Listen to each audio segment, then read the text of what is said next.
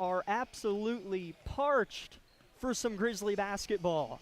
It has been since January 7th, 10 days almost to the hour since we have seen Labette County Grizzly basketball take place. There was a game last Friday, a week to the day, that was canceled due to weather, and Labette County had this past Tuesday night off. So it's been a long-awaited time for fans, us, the players, the coaches, for the Grizzly basketball teams to step on the hardwood, and tonight they're going to do so in the town of Pittsburg, Kansas, home of the Pittsburgh Purple Dragons. Good evening, Grizzly Nation. Welcome into the Tank Connection pregame show of Labette County Grizzly basketball. I'm Jack Leake, alongside color voice of the Grizzlies, my father, Jack Leake, and Lucas Hayward on the YouTube live stream. Both teams on the floor getting their warm-up shots up in the air, fans filling in here in Pittsburgh High. Dad, it's been a long wait. It feels like longer than 10 days. We're glad to be back. Oh, yeah, and not only that, it's been we played one game in a month. I think the last game prior to Chanute was December 15th, maybe? That's a good point. Christmas break. Yeah, so yeah, one game, yeah, I know it feels like forever. So, yeah, everyone's ready. There's a good atmosphere in here tonight. Music's playing. Both teams are warming up. And like you said, there's a good turnout of people on both sides. So, it'll be a good ball game. Pittsburgh always plays hard over here, and so I'm ready to get going. Labette County 7-0 on the season. However, the schedule stiffens. The league's down a little bit this year. Looks like Labette County and Fort Scott are going to be the two heads that make up the snake at top of the SEK standings. However, Coffeyville 4-0 in the league after a win the other night. However, they play home against Fort Scott tonight. So Coffeyville at home against Fort Scott will be a good one tonight. So looking like some separation may be taking place in the top quarter of the league with Labette County, Fort Scott, and Coffeyville. But this Pittsburgh team, on their home floor in particular, can pose a threat.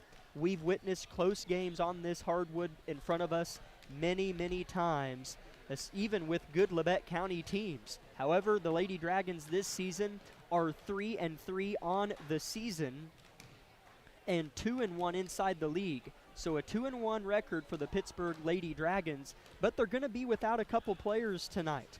I believe it's Ava Harrett is out tonight. And I'll have to think on the other, but there's another player that plays strong minutes that is concussed and is out tonight. So a little short-handed are the Lady Dragons, but at home, they always play well.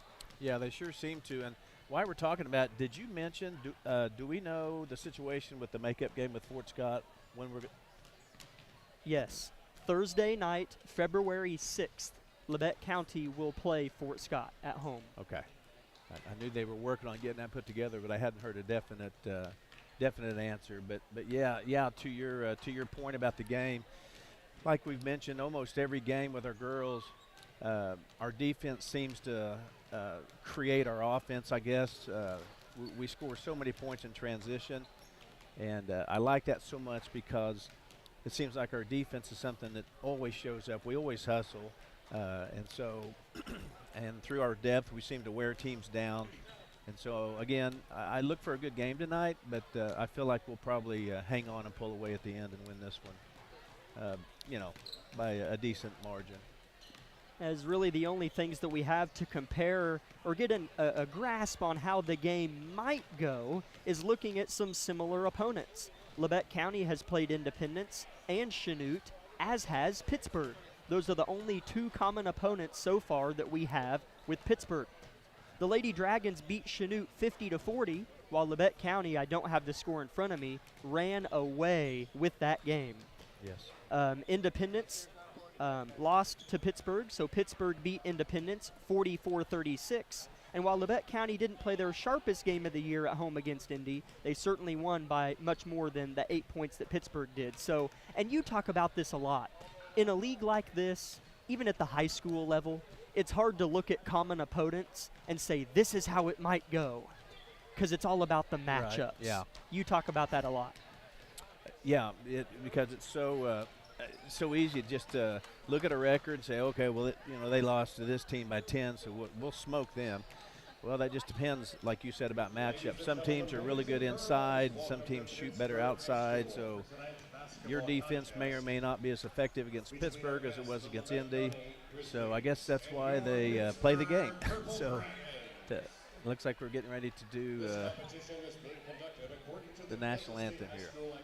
We are 30 seconds and bleeding here on the clocks in Pittsburgh High. Again, it's Labette County traveling to take on Pittsburgh.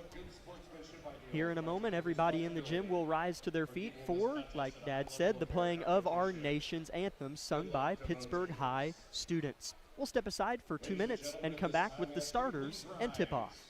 Remove your hats.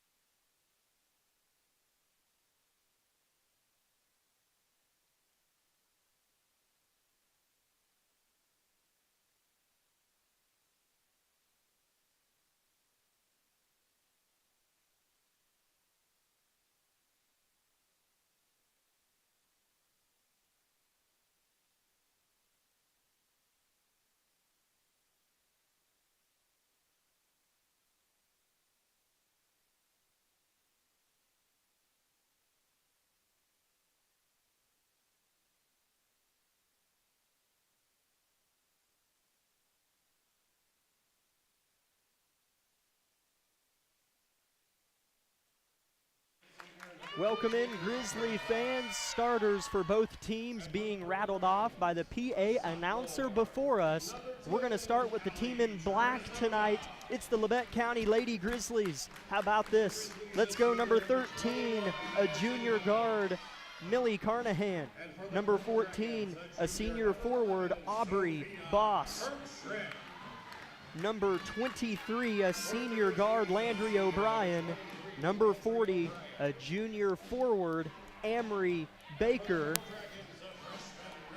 And number 21, a senior guard, Madison Bevins. So for Labette County, it goes Carnahan, Aubrey Boss, Landry O'Brien, Madison Bevins, and Amory Baker. This Labette County team still being patient and very wise with how they treat Kinsley Boss, as she is still kind of coming back from that recovered ACL injury, if you will. Starting for the Purple Dragons tonight, number 5, a sophomore, Briley Mantooth. Number 10, a sophomore, Callie Trezona. Number 11, a junior, Sophia Hertrick. Number 20, a senior, Gabby White. And number 15, a freshman, Mackenzie English. Now, Mackenzie English is the younger sister to Mason and Marquis English. Very talented. Did I need to say that? You did not need to say that. Yeah, any English that's gone through Pittsburgh school system has been a talented athlete. So, yeah, we'll have to certainly guard for that. A lot of new looks for this Pittsburgh squad we'll get into in a moment.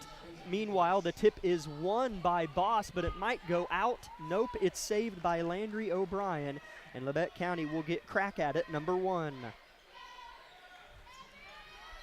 It's Carnahan right in front of the Purple Dragon bench. Labette moving the ball quickly. Landry for 3. Missed it. Little Strong in the corner. Rebound fought for. Carnahan is there. In trouble. 3 white jerseys, and it's picked. Stolen. Hertrick with the basketball. Yeah, Millie had good position, had a good rebound, just lost her footing there, and then got the ball stolen while she was on the floor. So Grizzlies are defending now. 0-0. This is Pittsburgh's first try with the rock. Ball goes to the corner, right back to Hertrick, who's fouled and will shoot 2. Yeah, that was a nice give and go there by Pittsburgh. Had a good look at a layup and drew the foul. So that was a nice play. That goes on Millie, first foul of the game. First free throw on its way and a pure swish.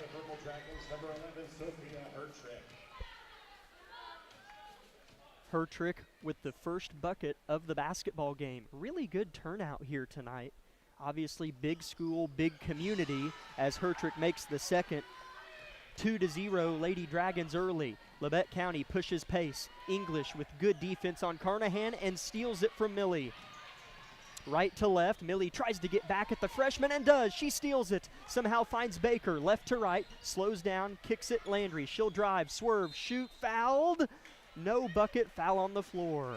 Yeah, that was a really nice Euro step or side step there by Landry. So love how she penetrates and takes the ball to the hole and draws the foul. Millie Carnahan checks out and walks to the bench with a round of high fives from all her teammates. And Labette County will turn it over on the inbound. Landry threw it to Baker, and it just rolled kind of down her torso and out of bounds. Yeah, that looked like it was a little bit of a force. It was a little bit crowded in there. So here comes our press. Maybe we can get a turnover here. Labette County played sluggish here last year and didn't pull away until late third quarter. Here's a long pass, picked. Amory Baker left to right, unselfish. Landry leans, bucket plus the foul. That's exactly how we score in transition after pressure. She slides her body so perfectly perpendicular to the defender like that, just seals that play off. That was really well done. That's 2 quick fouls on Pittsburgh as a team, 1 on this possession and 1 on the last. This one goes on Hertrick. Landry to break the tie and make it 3-2 Grizzlies, and she does. That's so perfect because now we can set that press up again after a made free throw. Turnover right there by the pressure. Grizzly basketball. Labette County will inbound just offset to the left of Dalton Gromer, head coach of the Lady Dragons. Has done a good job with this program, as has that gal standing right in front of us, Coach Brianna Vollmer of the Lady Grizzlies, undefeated this season. Cantrell in trouble, finds O'Brien. Long pass, angled too high and tumbles out of bounds. Turnover, Labette County. That was a good look. I saw it. It just a little too much on it and a little too deep. So here comes the press again by the Grizzlies. 3-2 Labette County. Landry with a bucket plus the foul, and Hertrick with 2 free throws for Pittsburgh. Trezona with the basketball, reverses course. Hertrick with it. Coach Gromer barks in the play call. Gromer, sorry. 6 minutes first quarter, 3-2 Grizzlies. Landry comes to trap, creates havoc. Pittsburgh keeps. She just blows up everywhere the ball's at. It's just always a flurry. 4 seconds on the shot clock. Ball goes out. It'll be Labette County ball. The ball never went inside the three-point line that whole possession. It did not, no, and contribute a lot of that to Landry, just keeping the pot stirred and keeping the pressure on, and they never really settled in. Cantrell dribbles with the right hand, dump corner. Bevins holds it above her head, pounds the rock. Jump stop. She's cut off by 4 white jerseys. And Boss, 3 seconds in the lane on Baker. It was 3 seconds on somebody, probably either, I'm not sure. But it was on Labette County. Yeah. So turnover, Grizzlies. And Pittsburgh might turn it over as well. No, they maintain. Backcourt. Never mind, backcourt violation. Yeah. Again, our defense, our pressure, I love it because it's constant. It never lets up. We sit, as always, here in Pittsburgh, just behind Labette County's bench by about 5 feet. Landry misses on a jumper, and it's rebounded strongly by White.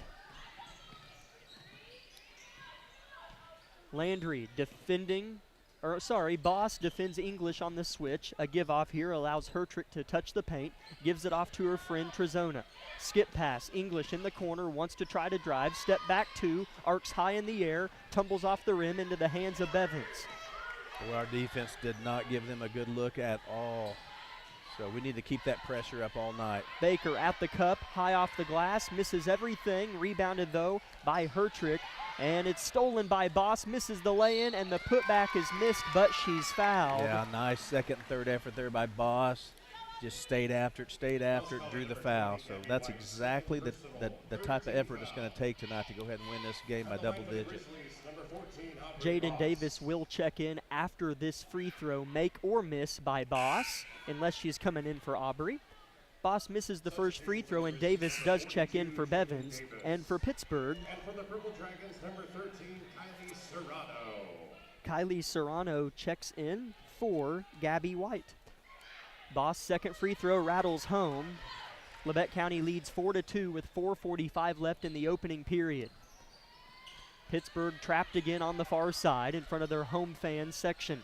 Long pass, tips the hand of English, tracks it down in the corner, and she'll settle right there. Yeah. And it'll be poked out. It'll stay with Pittsburgh. Again, those made free throws are so big because we get to set up our press, and again, that's just our MO, is that pressure. Pittsburgh trying to run some methodical offense and find any area in which they can breathe in some oxygen with the basketball. Labette County suffocating defensively as that went out of bounds off of Hertrick, but the ref didn't see it, and it'll stay with Pittsburgh. And checking in, some movement here from Coach Gromer's squad is the freshman Angie Miller. She will get Briley Mantooth. Looks like we're going to set up in a zone against the inbounds play. Nice shot there by 11. Sophia Hertrick, that was a nice shot. She's got all 4 of Pittsburgh's points. Foul starts at number 31, Angie Miller, first I personal. think Jaden Davis drew a foul down there. That was a good, man, we got the ball up the floor quick, got a good look there. Davis already shooting the pair, makes the first. I think Pittsburgh only has 4 points, but. That was a 3. Oh, that was a 3. Oh, okay. I believe Okay. So. All it's right. hard to tell from these seats, really, but I think that was a 3. Okay. Davis makes both, and it looks like it was a 3 for Hertrick. Meanwhile, Labette County pressures the ball out of bounds again. On the way up here, I was just kind of mentally thumbing through Labette County's depth, in particular in the painted area. At the next dead ball, we'll talk more about that, but man, especially when Kinsley comes back, we've got 5-6 girls in the paint that can hang with anyone. 6-5 Labette County, 4 minutes first quarter. Left wing with it is Hertrick. She's got all 5 of her team's points. Pittsburgh in their home white uniforms, Labette County road blacks. Another 3 for Hertrick, misses, goes out off of Cantrell. But Labette County, think through this. We'll say Kinsley gets healthy. Kinsley and Aubrey Boss, Jaden Davis, Amory Baker, Yeah. Kaylin McCoy. Yep. Are you kidding me?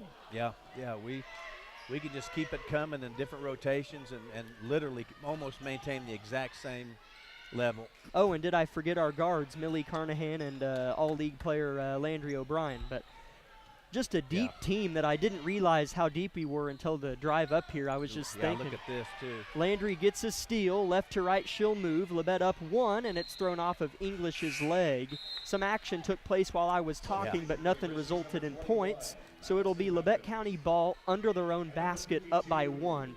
Aubrey Boss and Amory Baker check out. And here comes Kaylin McCoy and Maddie Bevins back in. Right, yeah, it just doesn't stop. Now we have a steal here. Hertrick right to left has been the MVP so far, misses the lay-in. Davis board, quick outlet, snaps to the hands of Landry O'Brien. And another steal, Pittsburgh right to left. English finds herself with the basketball. She's got on 1 white basketball shoe and 1 black basketball shoe. Landry takes a gamble and misses, allows English baseline. She'll pass out of it. Hertrick on the ball reversal. Stops at the top of the key, harassed by Cantrell. Sheds off to the newly checked in Miller. Into the paint, English banged around to the cup, gets the lay-in to go, and Pittsburgh leads by 1. That was nice. That was a good play by English. It was a good pass into her and a nice strong move. Labette County struggling with passing right now. Another turnover, but Bevins gets one here off the deck.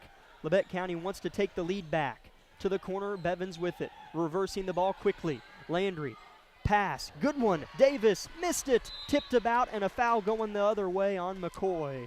Gosh, that's unfortunate. Davis had such a good look. She just a little hot off the backboard. So good energy.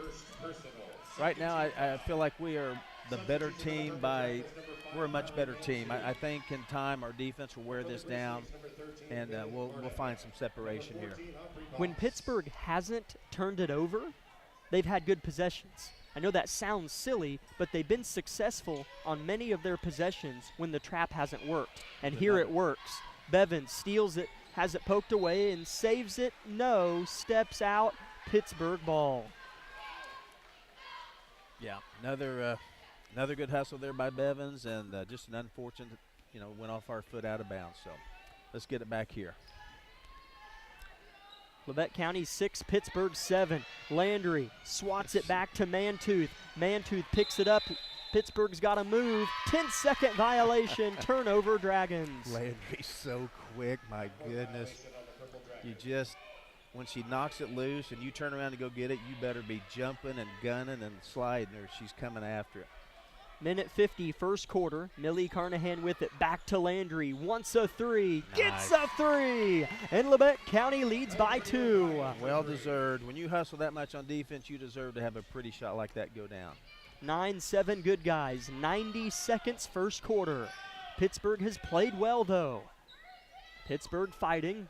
With it still beyond the arc. Mantooth entry pass was a bad one. Picked away, stolen. Aubrey Boss picks it up, gives it to Bevins. Hurls it ahead. Carnahan in the half court now. Backdoor Landry. What a pass. Off the glass, you betcha. Millie to Landry. Timeout, Coach Gromer. Labette County on a 5-0 spurt. 11-7. Lady Grizzlies with a minute 10 left in the first quarter. We'll take our first 30-second commercial on KLKC.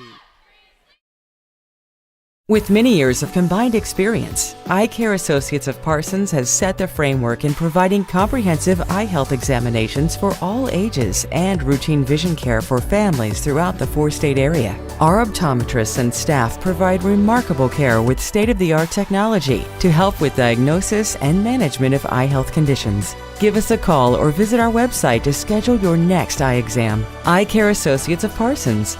Experience modern eye care.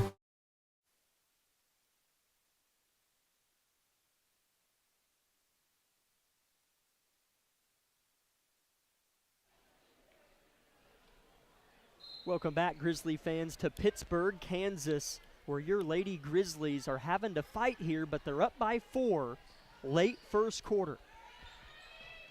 Lady Dragons break the press this time. Hertrick with a good look, missed it strong. And English is going to put it back for 2. I tell you, there's really only 2 players on that team that can score or are willing to. That's English and that Hertrick. Labette County's going to turn it over here. Go ahead, continue. Well, I was just going to say, if push comes to shove, I would man up on those 2 and just diamond the others or something. I haven't seen anybody else really shoot, let alone score. I think those 2 have scored every point. Yes, they have. Hertrick has 5 and English has 4.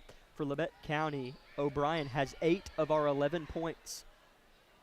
English with it. Yeah. Good pass for the tie. Oh, they missed it. An easy lay-in. Rebound goes to Millie. Shot clock should be turned off, but it runs. 24 seconds first quarter. Labette County with it. Baker on the block. Good swim move. Off the glass. Missed. Rebound fought for. Davis scores. That was a nice possession right there. Such a pretty move by Boss. Oh, what do we got now? Pittsburgh turns it over on the inbounds pass. They stepped in the play area when they went to pass it in. So Labette County will have a chance to pry the wound open a little more. before the end of the first quarter. 14 seconds, they go into Baker. Poor position, has it blocked. Long board, goes to Hertrick, right to left at the cup, scores. Labette County's got 4 seconds. Landry with it, left to right, down to 2. She'll pull up from half court and missed it just off to the right. Hertrick finishes the first quarter with 7 of Pittsburgh's 11, and Landry finishes with 8 of our 13. 13-11 Labette County. Good first quarter in Pittsburgh. Back in 1 minute on KLKC.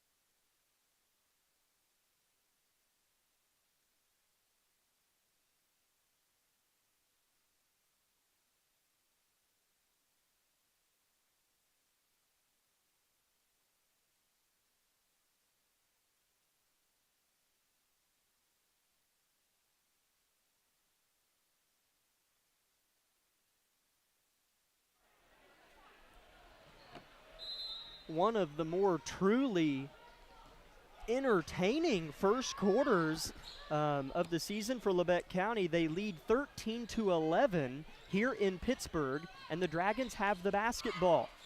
It's tipped out of bounds and will be Labette County ball. What'd you see in that first quarter that was up and down? Well, yeah, it seems to me quite blatantly that we're the better team right now. We're just up 2.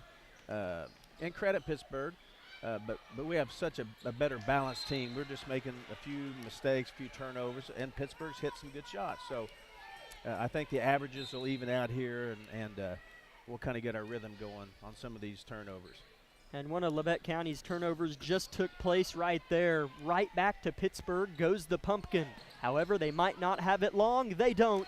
Davis gets her hand in the cookie jar, and no whistle here as Landry's blown up. Pittsburgh gets it back. Under the cup, Trezona shoots for the tie, misses, gets her own board, missed again. Fought for is the ball, on the deck it goes. Jump ball comes in, and it'll be Labette County ball. Coach Vollmer wanted a whistle over here and didn't get it. Yeah, it sure looked like Landry got fouled, but that's fine. I always cheer when refs let the kids play. I'd rather it be a little bit rough than too many fouls. So good no call. I think there were only 2 or 3 fouls called in that first quarter. Landry calls for it at the top, gets by English, Euro, jump stop, floater, got it. Gosh, how nice is that? Shifts left, right, left, hop, and then just a nice soft touch.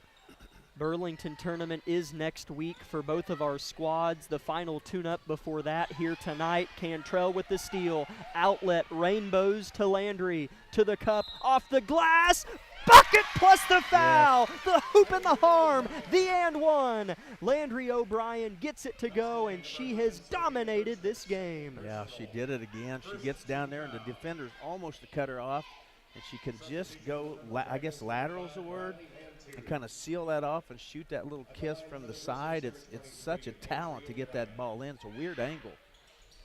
Buries the free throw, and the senior Grizzly has 13 of our 18. She bends at the knees and eyes the Pittsburgh offense. They get across half court right to left in their white jerseys. Landry gets a steal. She's going to look to pass. Cantrell right block. She'll have to shed. Here's Boss, scores it high off the window. Can you see how when frenzies start to happen, how it just becomes contagious? Now we're just playing so lit up. We just expect a turnover, and this is how we roll right here. We're up 20-11 now. Pittsburgh gets over the head of the press, deep into Grizzly territory, if you will, and a foul called on Baker. Yeah. And 2 free throws coming up here shortly for number 13, Kylie Serrano. First personal, first team foul. Well, that was a good foul, I reckon, because she was right under the bucket. So she'll have to make both these to make it a bad foul. And she misses the first. She'll get one more. Serrano's second is banked in. And she is the first Purple Dragon other than English and Hertrick to score. Landry gets to the free throw line. Good look. Anna's going to pull. Anna's going to hit. Nothing but nylon for Anna Cantrell. I love it. I love it. She's always so conservative on shooting the ball, and she's a great shooter, so love seeing that. Labette County's played 8 players tonight. For Pittsburgh, they probably feel like they're playing 8 at a time. Another turnover. How about that outlet? Landry from 7, little strong. Long tip is going to have to be tracked down. It is. Back to Landry to maybe slow things down. Ball movement for Labette County beyond the perimeter. Entry to Baker. Bobbles it on the deck. Bevins has a crease from 12. Strong. Rebound Pittsburgh. Steal Landry. Landry, open layup, gets it. Boy, it's fun to watch when it's going your way like this. We just turned the Jets on the last 2.5 minutes here. A whistle, timeout Pittsburgh. Coach Gromer looks at the ref, smiles. He could feel it. And he says, I'll take a full. We will take a 30-second break and come back with some sponsors to thank on KLKC. At Labette Community College, we're passionate about medicine and compassionate about people. Our highly trained instructors provide innovative career-specific education in the field of diagnostic medical sonography. Do you already have an associate or bachelor's degree in healthcare? Earn an additional certification in sonography. LCC offers a 12-month completely online program with a clinical component. In as little as 1 year, specialize in OB, abdomen, or vascular. For more information, text pound SONO to 620-293-6671 today. Apply online at labette.edu.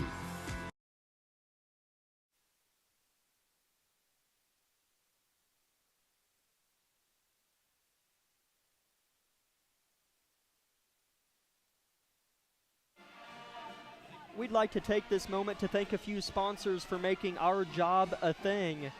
How about Labette Community College, Forbes Hoffman Funeral Homes, Clemens Insurance Agency, Labette Health, Woodworth Enterprises, Tent Connection, Carson Wall Funeral Homes, Commercial Bank, Eye Care Associates of Parsons, Doctors Newland, Gilmore, and Ray, Labette Bank, the Bartlett Co-op, and Labette Center for Mental Health Services. Pittsburgh trying to stop the bleeding. Labette County 25-12 with 5 minutes to play in the second quarter. Landry pinballs one to herself to the cup. Left-hand runner, good, and the foul again. Yeah, I just continued just to sit back here and watch this take place. Landry's just as good with her left hand, dribbling and running and scoring as she is her right. So, yeah, Pittsburgh really better find a way to settle things in here. We're going to run away with this pretty quick. 27-12 Labette County. Landry makes the free throw, and she has 18 of our 28 points. Yeah, wow. Long pass for Pittsburgh. Every pass for them has to feel like it's going to be picked. However, English gets to the cup and scores. Yeah, she's a nice freshman player. She's strong and confident. That was well played. Landry dribbles. Good pass. Bevins turns, fires, has it rejected underneath. And it's rebounded by Pittsburgh, trying to have a little run here of their own. Hertrick across half court. Bounce pass to White. White still with the basketball. Right wing, checked in tonight, Lainey Treisler, the freshman for Pittsburgh.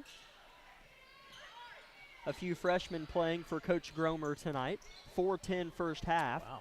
English goes behind the back. Nice move. Her pass is picked by Jaden Davis. Landry, left to right. She'll get all the way to the rim and score. She's got 20 points. Yeah, they're going to figure out pretty quick when she's coming down the floor, you better stop the ball. She'll either score or drive, penetrate, and dish it off. Wow. Landry is pushed, maybe fell, I don't know, but no whistle. And Pittsburgh's going to shoot 2 free throws after a series of events. That's Aubrey Boss's first, and each team has 2 team fouls here. Hertrick has played well. Her first free throw is good. Substitution for the Grizzlies, Two Grizzlies check in, Carnahan and Baker. And number 40, Aubrey Baker.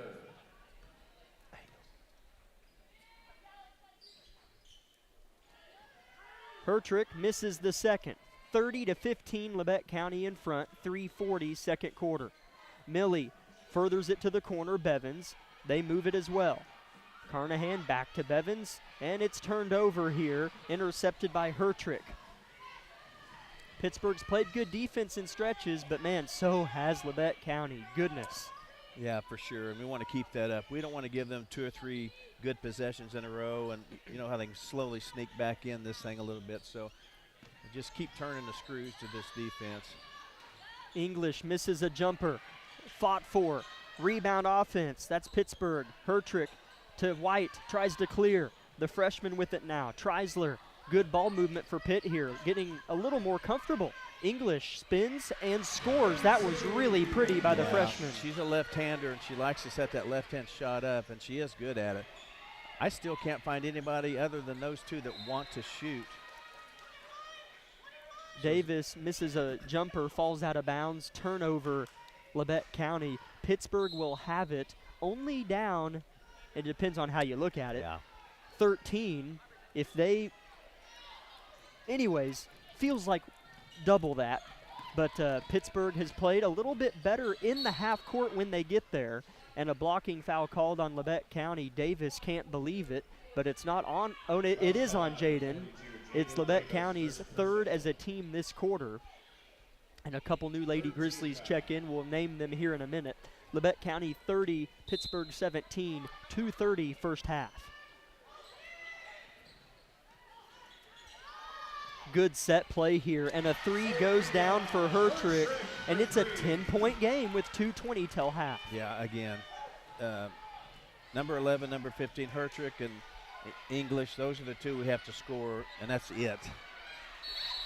Or the two we have to guard, I'm sorry. Amory Baker hits the deck hard on a jump ball effort from both squads that is called a jump, and it'll go to Pittsburgh. Baker appears to be okay, gets up from the ground a little slow, but Amory appears just fine. Pittsburgh on a bit of a run here, only down 10. Landry O'Brien has 20 of our 30 points if you're just tuning in. English double teamed in prison, throws out of it, somehow finds a teammate. On the deck the ball goes and a jump's called, and it'll go to Labette County with 2 minutes left in the half. That was a good hustle there. Now we need to take advantage of that turnover. We need to score, have a good possession here. Labette County 30, Pittsburgh 20, nearing halftime. Landry throws to the top, backdoor Millie, under the rim, adjusts her body and misses. Rebound fought for, ball on the deck, squirts to Davis, she'll pull and miss. Rebound pinballed about, goes to Hertrick in the corner. However, she's doubled, ball goes out, and it'll go to Labette County. Couldn't tell what happened down there, but we had our chances, had a couple of good looks down low, and just couldn't get the ball in the hole. Really good turnout here. However, they changed their call. It'll go to Pittsburgh. But man, the home side for Pitt is near full, and behind us, Grizzly Nation side is about 70% full as well. Pittsburgh turnover, left to right Labette County in their black jerseys. Landry has been unbelievable. Stutters and reverses. To the corner, Carnahan, given room so she'll fire. She'll miss. Davis is pushed, I'll say not really, to the ground though, but a foul is called, and that'll be Pittsburgh's third as a team, and Labette will inbound under their own rim. I was glad to see Millie get a shot. I don't know if she's had a shot. I do not think so. And she's one of, if not our best pure three-point shooters, so we'd like to see her get several shots this evening. On the floor for Labette County, minute 15 first half. Carnahan, Davis, Boss, Baker, O'Brien.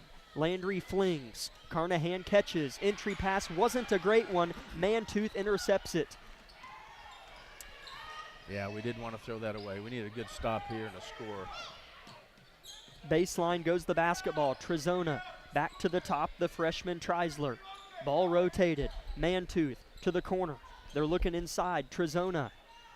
Their two scorers are on the bench, and it's a turnover. Millie for her first points. No foul. Rather, they call just a clean block. Miller gets her hand on it, and Labette County inbounds again here. Okay, well, I like the steal, and I like the effort there by Carnahan. I guess it was a clean block. Maybe we'll get a score right here. They go right to Davis. Labette County forcing post passes. O'Brien somehow comes away with it out of the scrum. Davis, hook shot, perfect. Gosh, that was big.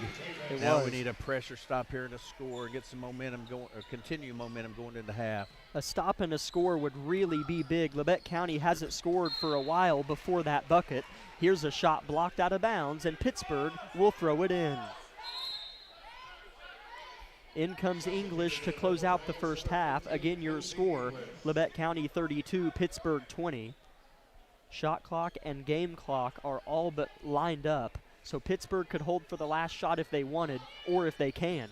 Pittsburgh inbounds in the corner. They'll fire. They'll miss. Air ball. Baker saves it to who? Carnahan. Labette County with it. Left to right. 15 seconds first half. O'Brien with 20 of our 32 first half points.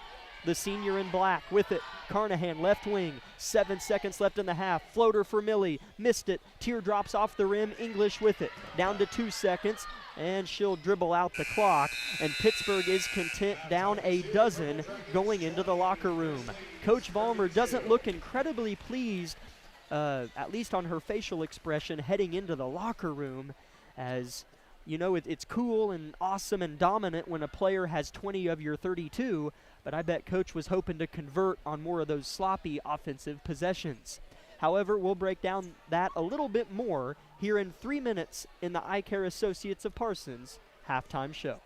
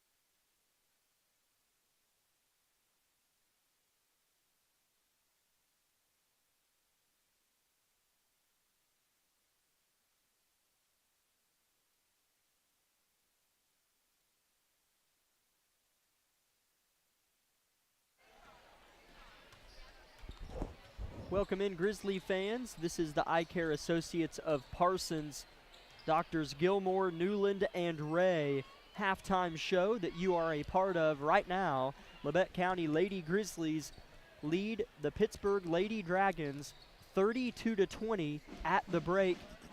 Why do you feel like Coach Vollmer kind of grimaced on the way to the locker room as she looked up at the scoreboard? Because it does feel like there was a little bit left out there. Yeah, I don't know if I can put my finger on it either, but it just seems real evident that we're, I hate to say a much better team than Pittsburgh, but we are. We're a much better team than they are. We're up 12. Maybe this is just a sign of we've been spoiled a little bit. But I like the effort. I feel like we've moved the ball pretty well. So I can't really point out any one thing we've done necessarily. I guess we got a little sloppy a little bit maybe late there. Maybe that's what she was a little bit discontent about. But overall, it's a good half for us. And if we can just continue to score our points and get that the pressure on the press, kind of like we did. I think in 1 2-minute stretch we scored like 11 or 12 points. So those kind of bursts are what we need to continue to do and control two of their basketball players. Again, what is it? English and Hertrick.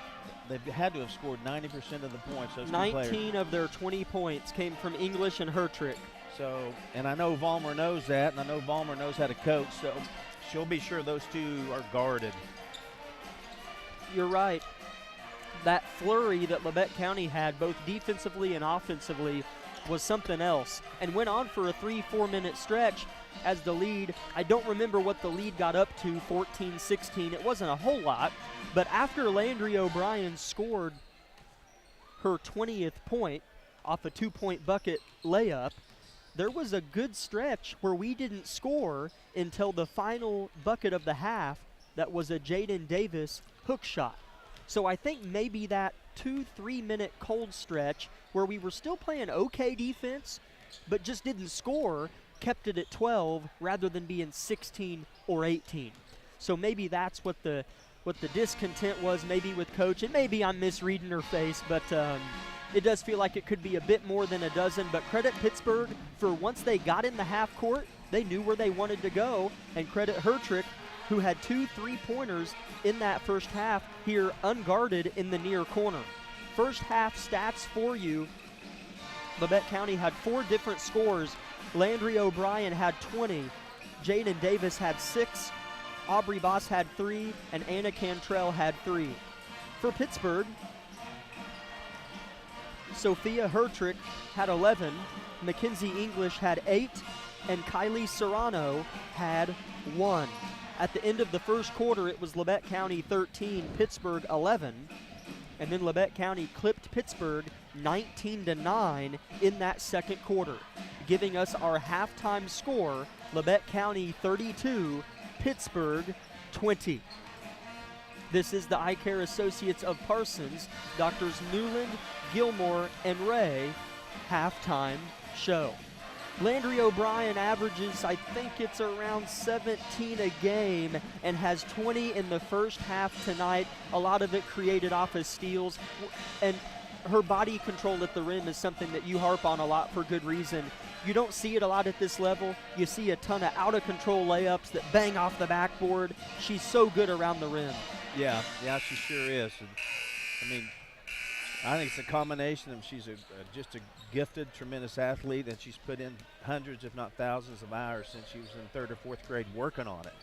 Because she sets it up, she sees the defender coming, and just slides against it, and then shoots away from the defender, so you can't block it. But it makes it kind of an odd angle for the shooter to bank it in. But boy, she's good at it. So that's an effective weapon for us to have when she's driving for a layup after a stole ball on the press, which she creates so much. As just a nugget of information, Anna Cantrell signed for track and field and cross country at MSSU. So Anna Cantrell, college athlete, unbelievable runner. Oh, yeah. And just yesterday, Landry O'Brien signed with MSSU to join Anna on just the track and field team for Landry. So those two I know are really close friends and yeah. going to go over to MSSU in Joplin and have a huge impact on their track and field teams together, and Anna also on the cross-country team. So happy and proud of both of them. Landry signed just yesterday. I don't remember when Anna did, but, man, those two are good athletes in both fall, winter, and spring. Labette County 32, Pittsburgh 20 is your halftime score. We'll be back in a minute with the second half on KLKC.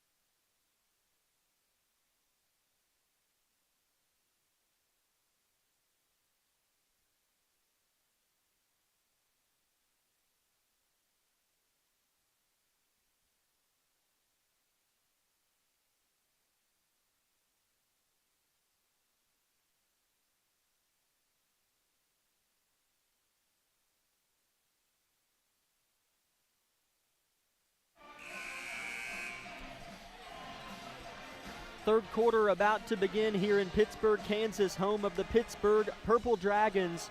Labette County 32, Pittsburgh 20 is your halftime score. And the home team, Pittsburgh, will start with the ball to open the third quarter. Jack Leake and Jack Leake with you, and Lucas Hayward on the KLKC Sports YouTube live stream.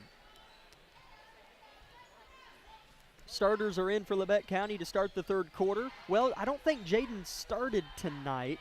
No, she did not. So she is starting the second half. Here's a three-pointer out of nowhere for Briley Mantooth to make it a 9-point game. Yeah, wow. Didn't see that coming. That was a good shot. I mean, we defended well, too. That was just a good shot.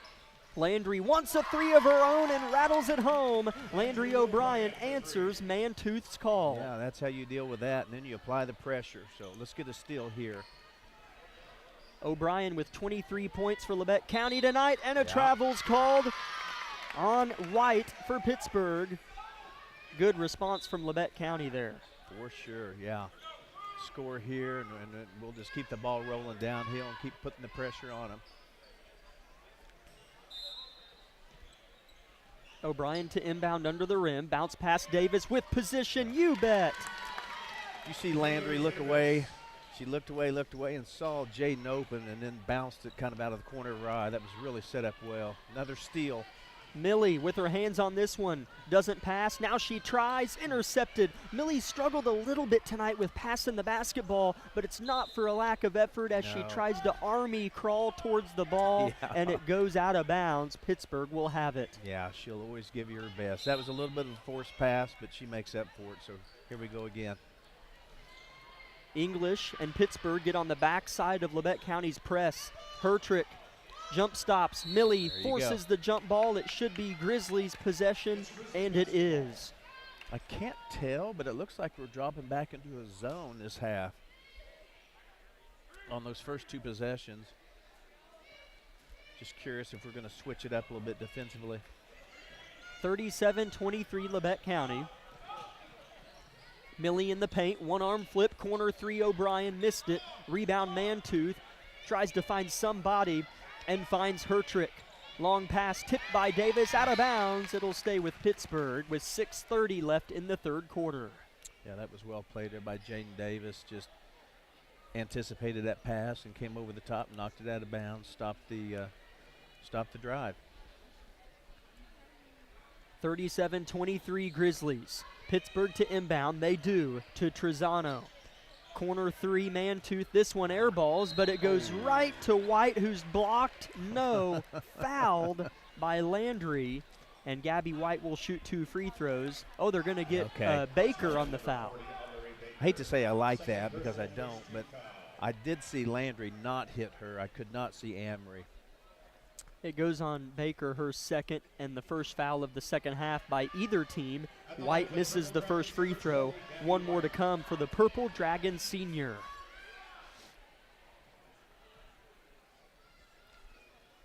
Second free throw on its way and good for White.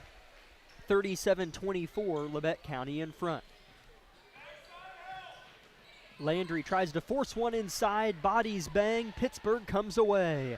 Left to right, Hertrick to the cup and missed it. Rolled off the rim with English. And who rebounded it? English and Boss, and a jump stays with Pittsburgh. Maddie Bevins comes in for Labette County. Amory Baker, who has 2 personal fouls. Yeah, we don't want to do that. We've thrown the ball away the last 2 possessions. In essence, we're giving a team who's not really defending us that strongly gifts. A lot of the post passes are very, very forced. There's just no reason to do that. Mantooth misses a 3, rebound Labette County. Carnahan in the corner. Overhead pass to Landry, jumps and catches with her right hand. Throws it in, Davis, that was a better one. Here's Boss, she'll have to give it off. Davis off the glass is fouled but misses, so Jaden will shoot 2. That was a more appropriate post-entry possession. I think so, and they're playing a zone, so that normally crowds the paint anyway, so it can be difficult to get the ball inside against the zone, so we might have to pop a couple of shots outside and make them kind of draw out that open up the inside. Jaden misses the first free throw. Her second is on its way, missed short. She'll try to get her own rebound, and it's picked up by Mantooth. You can tell any Pittsburgh player expects a turnover, and Carnahan gets one here. Millie, left to right, throws it away. It goes to Coach Vollmer, that being out of bounds. Yeah, we need to rein this in a little bit. Working hard, hustling, doing our best, but that's our 3rd turnover in about 5 possessions second half, so really need to tighten that up. 37-24, how about this steal? Landry bats it and catches it to the cup, pulls up, missed it. Down and out the layup went. Rebound Pittsburgh, don't foul here. Pittsburgh left to right, they've got numbers. Long pass under the hoop, bucket's good for Pittsburgh's Trezona. Yeah, after that missed bucket down here, 3 of our girls tried to hustle and get the ball, which is fine, but no one hustled back to help defend. And that gave Pittsburgh a nice lay-in. Purple Dragons have 6 points this quarter, and none have come from Hertrick or English. Bevins drives baseline, pulls up, and missed it. Hit the rim 3 times. How about Jaden Davis underneath fighting? And a jump ball is the whistle, and it'll stay with Labette County. Yeah, they're battling down there, I'll say that. Jaden really working hard. Gets up gimping just a little bit. In comes English and Serrano for Pittsburgh, and Cantrell checks in for Davis, and Baker checks in for Carnahan. O'Brien throws it in, gets it back from Boss, miscommunication, turnover. Mackenzie English left to right, swerves in between the black forest of jerseys, and it's missed. Put back, missed as well by Serrano, rebound Boss. I'll tell you, so far Pittsburgh's come out and played well. I don't think the score is that much different, but they're playing hard. Floater missed by O'Brien. Pittsburgh left to right. Hertrick to the cup with the right. Missed it between the backboard and rim. With 4:15 left in the 3rd quarter, Labette County leads by 11. That was fortunate she missed that. We'll take that. O'Brien given room on a 3. This one off the glass and goes in. And there will be a stoppage of play for Landry to tie her shoe. And Landry has 2 threes this quarter and has 26 points. Yeah, boy, we'll take that too. That was right. Just what we needed, just to kind of keep the gas going here. So now let's defend hard. 40-26, Labette County. 4 minutes, 3rd quarter. Timeout, Coach Gromer. Pittsburgh was in trouble again. Labette County has only won the 3rd quarter by 2 points, but again, it feels like more than that. I think just a few places to capitalize, and this one's going to be long gone. We'll step aside for 1 minute here on KLKC.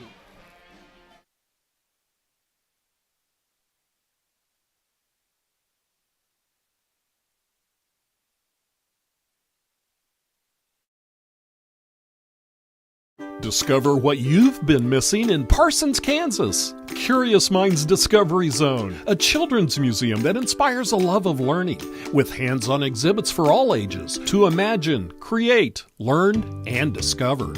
Kids enjoy looking through microscopes, building on our magnetic ball run wall, creative play in our doctor's office or grocery store, and lots more. Discover, explore, Parsons, Kansas.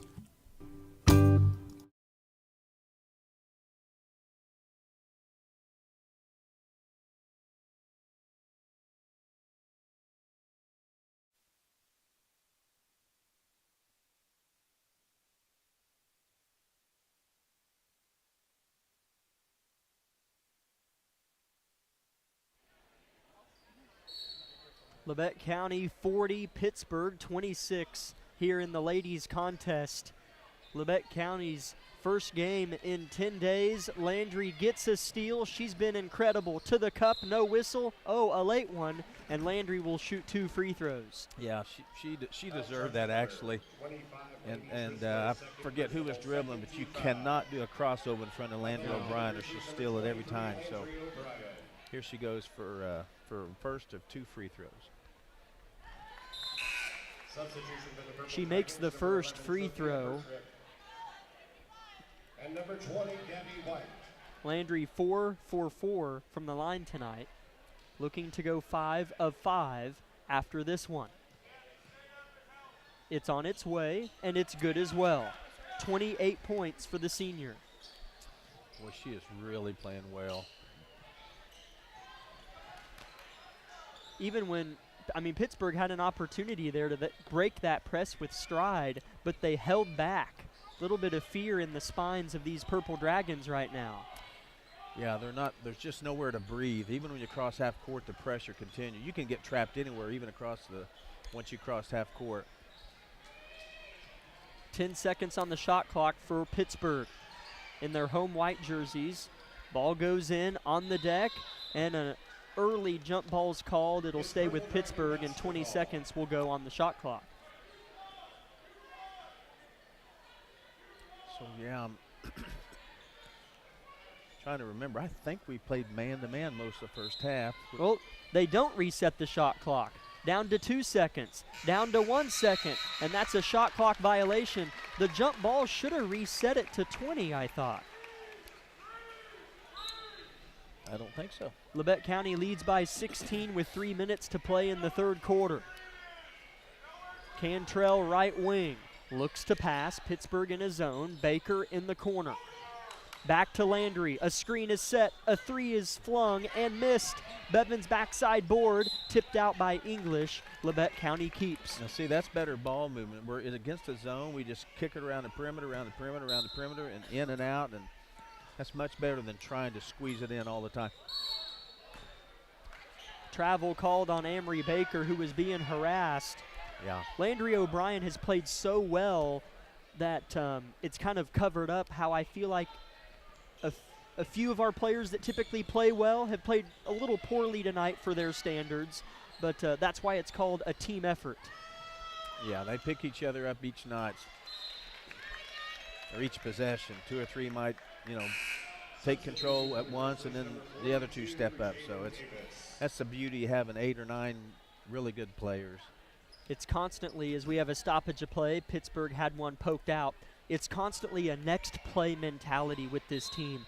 Landry could have 50 points, and she's just thinking, all right, next play. How can I help my team on this play? They all answer to Coach Vollmer, not necessarily to one player. Right, and Landry will be the first to tell you that a lot of her points come off other people's steals and screens and stuff, so a lot goes into it. Foul underneath here, and 2 free throws are going to come here for Gabby White. That goes on Baker, her third. Third personal. Second team foul at the line for the Purple Dragons, Gabby White. White's first free throw is good. She's got 2 points, both from the line. Carnahan checks in for Baker. 13, Amelia Carnahan. 42-27 Labette County with 2:18 left in the third quarter. White's second free throw is hoisted and hit.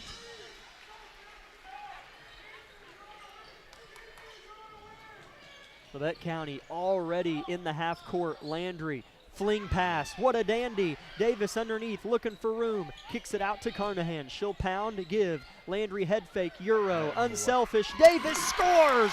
Coach Vollmer is in love with that possession. Yeah, gosh, how nice was that? Landry made a kind of a fake and a dish inside, and Jaden went up. That was just really a lot of ball movement. That was a nice play. Minute 45, third quarter. Labette County 44, Pittsburgh 28. Pittsburgh to the cup, and a foul on the floor is the call. A few more whistles this quarter than in the first half combined, if I'm not mistaken. Feels like it. And we're going to get Amelia Carnahan with her second personal foul, and Labette County's third as a team. Boss is going to check out for the Grizzlies. I didn't see who came in. I think Madison Bevins came in. Yes. English gets it and scores it. A little jumper for Mackenzie English, her first points of the second half. Yeah, again, she's a great talent. She's really going to be fun to watch the next 3 years. Bevins back door missed the lay-in. Landry with another good look. Davis underneath, blocked by English, and Labette County will toss it in from under their own rim. Yeah, that's good physical play inside by English. Might have been a foul, but the ref didn't see it that way. Cantrell to toss. Carnahan corner about 15 feet from where we sit. O'Brien, long pass, not a great one, intercepted by English. Right in the passing lane was the freshman Dragon. Unselfish give. A two-pointer is up and good for Hertrick. Yeah, she'll make it more than she'll miss it. So English and Hertrick really have to have a hand in their face at all times. Labette County working hard on the far side of the floor. O'Brien dribbles twice, has it swiped at. She's on the deck fighting for her life. Timeout, Coach Vollmer. Timeout, Grizzlies. We'll go ahead and keep it here since we have the end of the third quarter coming up in a moment. And we'd like to thank the rest of our sponsors for making our job possible. Labette Bank, the Bartlett Co-op, Labette Center for Mental Health Services, Community National Bank, Vollmer Cement Finishing, Wood Insurance Center, USD 506, The Corner Store, Olson Ace Hardware, and SEK Orthopedics, Doctors Mosier and Meister. Man, Labette County, whenever they're playing well, I mean, they're a team that can threaten to not just go to Salina, win a game or two. It's a good team. Yeah, we can beat anybody. We really can on any given night. Tonight we need to take care of business here this next quarter, 49 seconds, and we need to play some games. We played 2 games in a month, so we just need to get our rhythm back with that. We'll get 3 of them next week at Burlington. Wow. A three-pointer, nylon for Landry O'Brien. Wow. 3 three-pointers in the third quarter. She's got 31 points. Left-hand layup missed by English. Davis is bumped to the ground and fouled, and Pittsburgh matches Labette County's team foul total of 3 in quarter number 3. That's 3 on White. 3, okay, yeah. I was going to say the ref almost had to call that. She hit her so hard it kind of knocked her to the ground. So Landry O'Brien with 31 points, right wing. Could have shot it again, but she'll burn clock with 20 seconds left in the third quarter. Carnahan left wing, pounds it, looks, hook pass Bevins, baseline J, rattles in. There we go. Now we got 2 scores in a row, setting up pressure.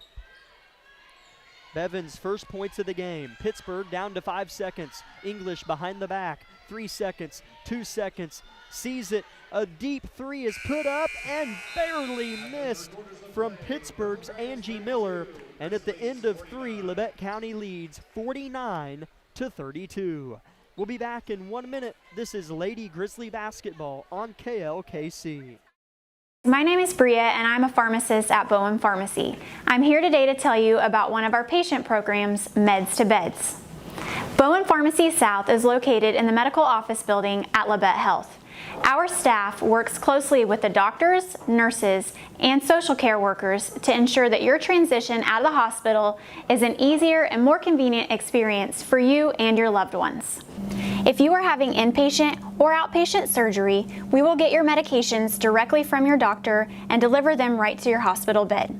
If you are having a baby, we will get your medications or anything else that you may need to get your family home without the hassle of making several stops along the way. Whether you're here for a few hours or a few days, we are here at Bowen Pharmacy and Bowen Pharmacy South to help get you well without any interruption in transition of care. Just ask for meds to beds. At Bowen Pharmacy and Bowen Pharmacy South, we are here for you today and we are here for you tomorrow.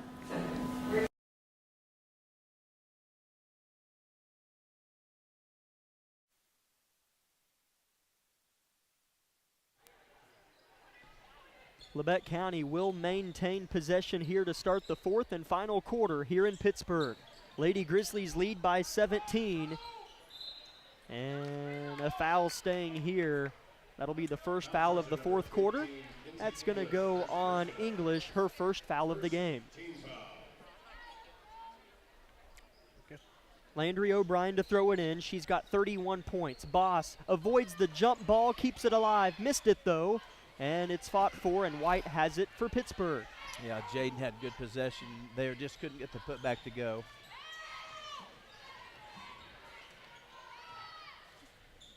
English dribbling the basketball back and forth near the purple P resembling Pittsburgh at center court. I tell you, she can handle the ball too.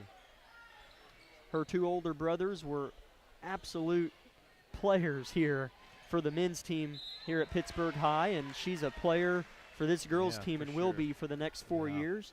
Here's a foul underneath on Labette County, and 2 free throws coming up here for White, who has shot already 4 free throws this half. That goes on Davis, her second. Baker, who has a few fouls, is about to check in for Labette County. White's first free throw is on its way and no good.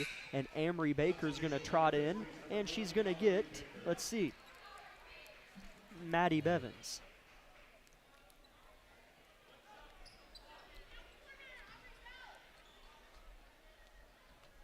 That continued rotation of deep players just goes on and on all night. Second free throw's good for White. She has 4 total points. 49-33, Labette County in front. 7 minutes left in the game. Millie Carnahan in trouble, finds Landry O'Brien right wing. Across the paint pass, Boss keeps the ball high and scores. Never brought it down, and that was the key. Such a good play by not coming down and dribbling or just bending over. She caught it, kept it high, up she went. Perfect. Labette County by 18, playing defense. Far side of the floor. Hertrick had 11 first half points, and we held her to 2. However, scoring here is Serrano, and that's her first field goal of the night. That was nice. That was a nice drive by Serrano and a nice putback. Landry gets by a few defenders, zips one to Baker, who's fouled. How about Landry dishing off into the paint? Yeah, goodness, that was a quick pass. Those are hard to catch, too, so Amory did a nice job of seeing that ball in and going up with it. Amory looking to become the 6th Lady Grizzly to score tonight if she makes one of these free throws, and it'll have to be her second as she misses this first free throw. Trezona in the game for Pittsburgh Serrano, and Baker here looking to right the ship on the second attempt, and this one misses strong as well, and rebound is brought down by Trezona.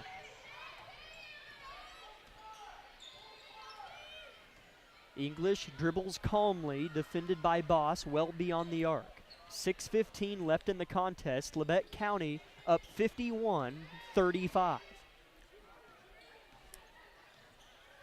Freshman to freshman. Miller throws it to English. Underneath, pretty possession as Hertrick finishes it. That was a nice looking possession. It was. That's her second one in a row. That was well played because we defended well. Nice. Jaden Davis gets a jumper to go from the short corner, and she's played quietly really well tonight. She's got 12. Yeah, and she's always a worker for us underneath, but that was a really nice shot there by Davis. English with a head of steam. Good look, and a foul here on Jaden Davis, and 2 more free throws for Gabby White approaching. Yeah, Pittsburgh continues to penetrate and get some decent looks down low, and creating some, making us create some fouls. So here's some more free throws for Pittsburgh.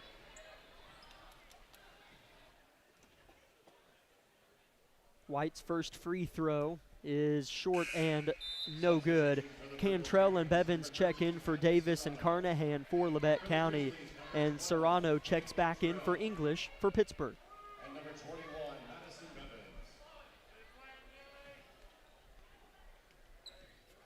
Gabby White's second free throw for the Lady Dragons is good. Yep. 53-38 Labette County. Landry's look to pass in this fourth and final quarter more than score. Was that a carry called on Landry? That's what that would have been what he called. So I didn't see it, but Pittsburgh ball. A rare call there, a carry on Landry. Well, you don't hardly ever see it. In a lot of the boys' games, they do roll it. Oh, yeah. Even the college players, they never Unbelievable. call it. Ooh. Boy. Travel's called on Hertrick at half court. Sloppy the whole time she had it. Yeah, uncharacteristic for her. She almost went back court, and then, so we'll take it. Substitution for the Purple Dragons, number Cantrell's here to throw the ball in to Landry O'Brien. Got 5 minutes here in the fourth quarter. As Baker can't quite handle the pass underneath, tips it off of her paw, and it goes to Pittsburgh here.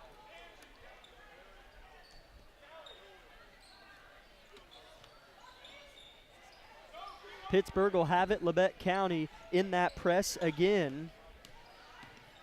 Landry O'Brien playing good defense here on Hertrick, and a foul is called on our senior, who only has, one or two fouls tonight? That's her first personal foul of the game. On Landry? Her first? Yes. Okay. Wow, nice. Can you hear it? All right. 53-38 the score, Labette County in front. Pittsburgh tries to go in the paint, can't quite do it. However, it goes off the backside of a couple Lady Grizzlies, and it'll stay with the home team. White checks in for Coach Gromer. Let's see who she pulls, and it's going to be Trezona taking a seat for a moment. 4:55 left in the game. They go to English underneath. Strong move for the freshman, missed it. Landry tips it all the way out, well beyond the arc. English gets it back, defended well. Step back three is short, dies off the rim. Baker has it, fouled, going the other way. Yeah, and I'm glad they called that foul, but that's one of those free balls where two players are going for it, so that's kind of unfortunate for Pittsburgh, but hey, we'll take it. Labette County leads 53-38. With the ball, 4:30 left in the game. Boss calls for it at the elbow, dribbles off her foot, picked up by Pittsburgh, Hertrick, who's played well. Yeah, just a little congested inside and tried to dribble in there, and it's difficult to do, so let's get this back with a good defense here. English and Hertrick both in double figures for Pittsburgh offensively. Hertrick, defended by Landry, sheds off to her teammate, Miller, the freshman. Hertrick gets it right back. Landry trying to force her to go to the left-handed side, one in which she doesn't prefer. Shot clock down to 4 seconds. English with it. Step back three from the top. Bang! That was either a really good shot or a little bit of luck, but it doesn't matter. That was well played there. A 12-point game. That is just an odd feeling after that three-pointer from English. 53-41 the score. Timeout Pittsburgh with 3:55 left. This one isn't over, even though it feels like it. 1 minute break on KLKC. Discover what you've been missing in Parsons, Kansas. Curious Minds Discovery Zone, a children's museum that inspires a love of learning, with hands-on exhibits for all ages to imagine, create, learn, and discover. Kids enjoy looking through microscopes, building on our magnetic ball run wall, creative play in our doctor's office or grocery store, and lots more. Discover, explore, Parsons, Kansas.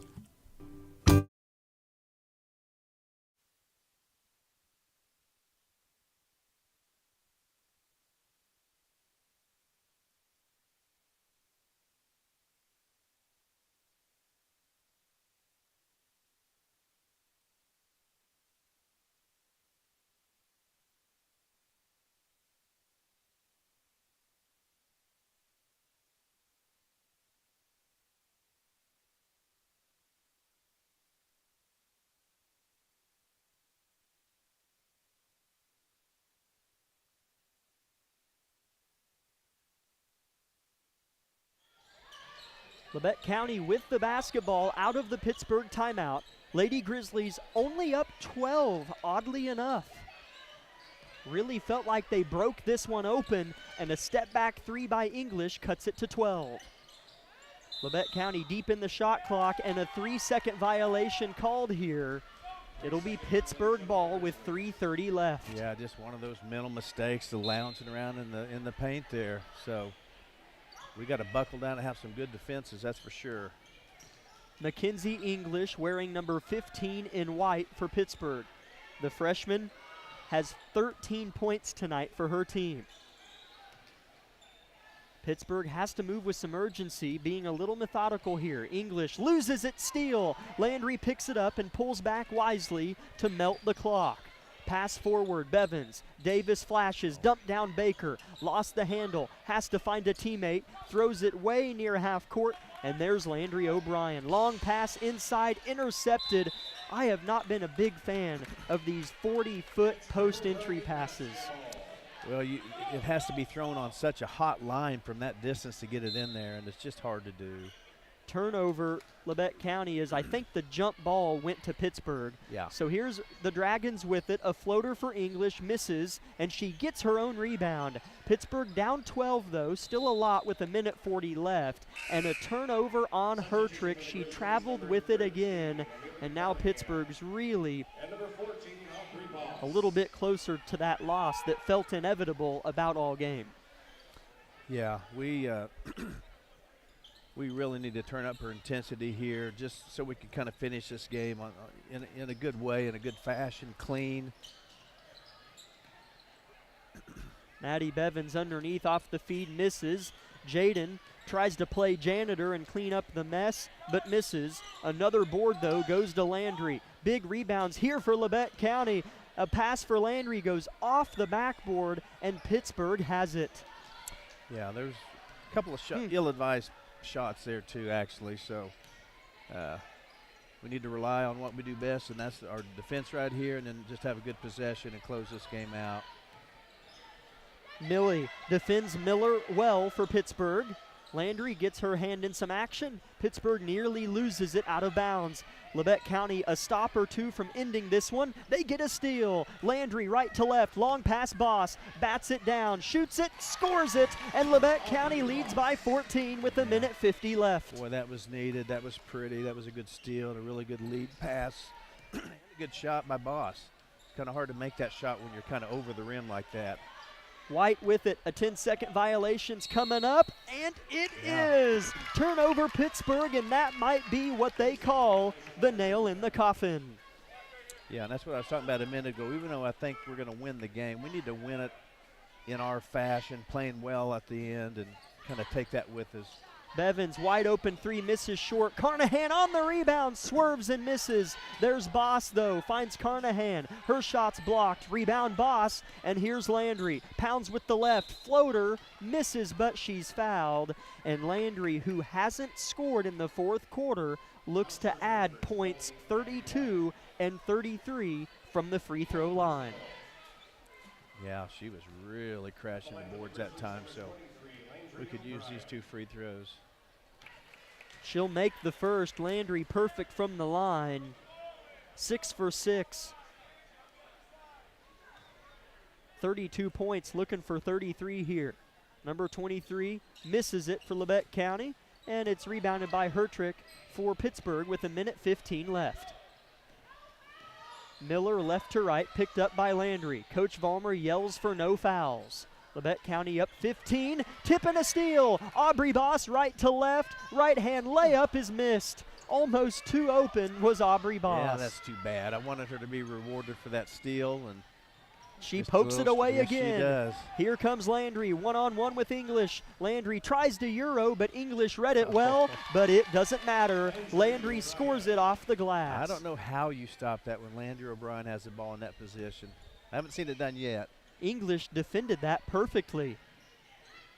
Pass across the paint, bounces off of White's face, I think, and it's picked off by Labette County, who leads by 17, and they can hold and let the buzzer sound.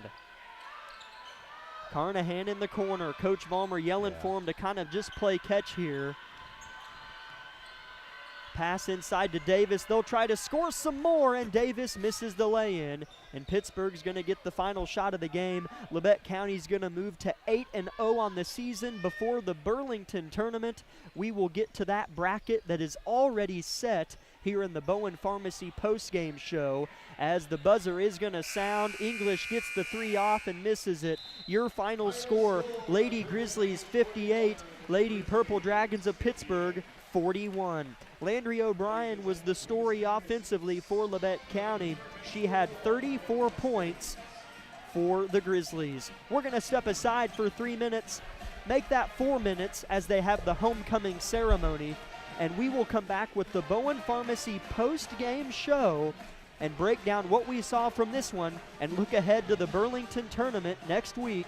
4-minute break on KLKC.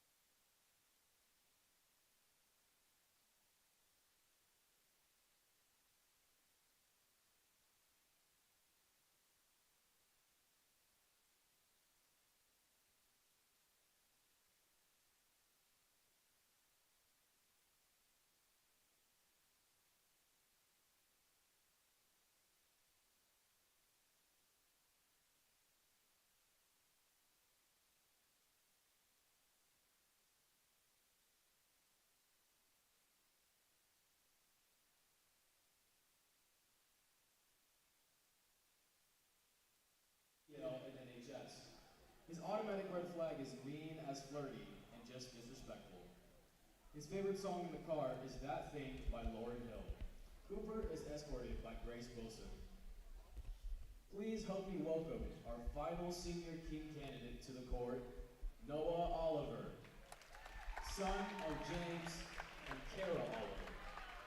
Noah is involved in debate, forensics, and NHS. His go-to sonic order is a Coke Zero, mozzarella sticks, and popcorn chicken. He thinks that Mardi Gras is the most underrated holiday. Noah is escorted by Andrea Rueda.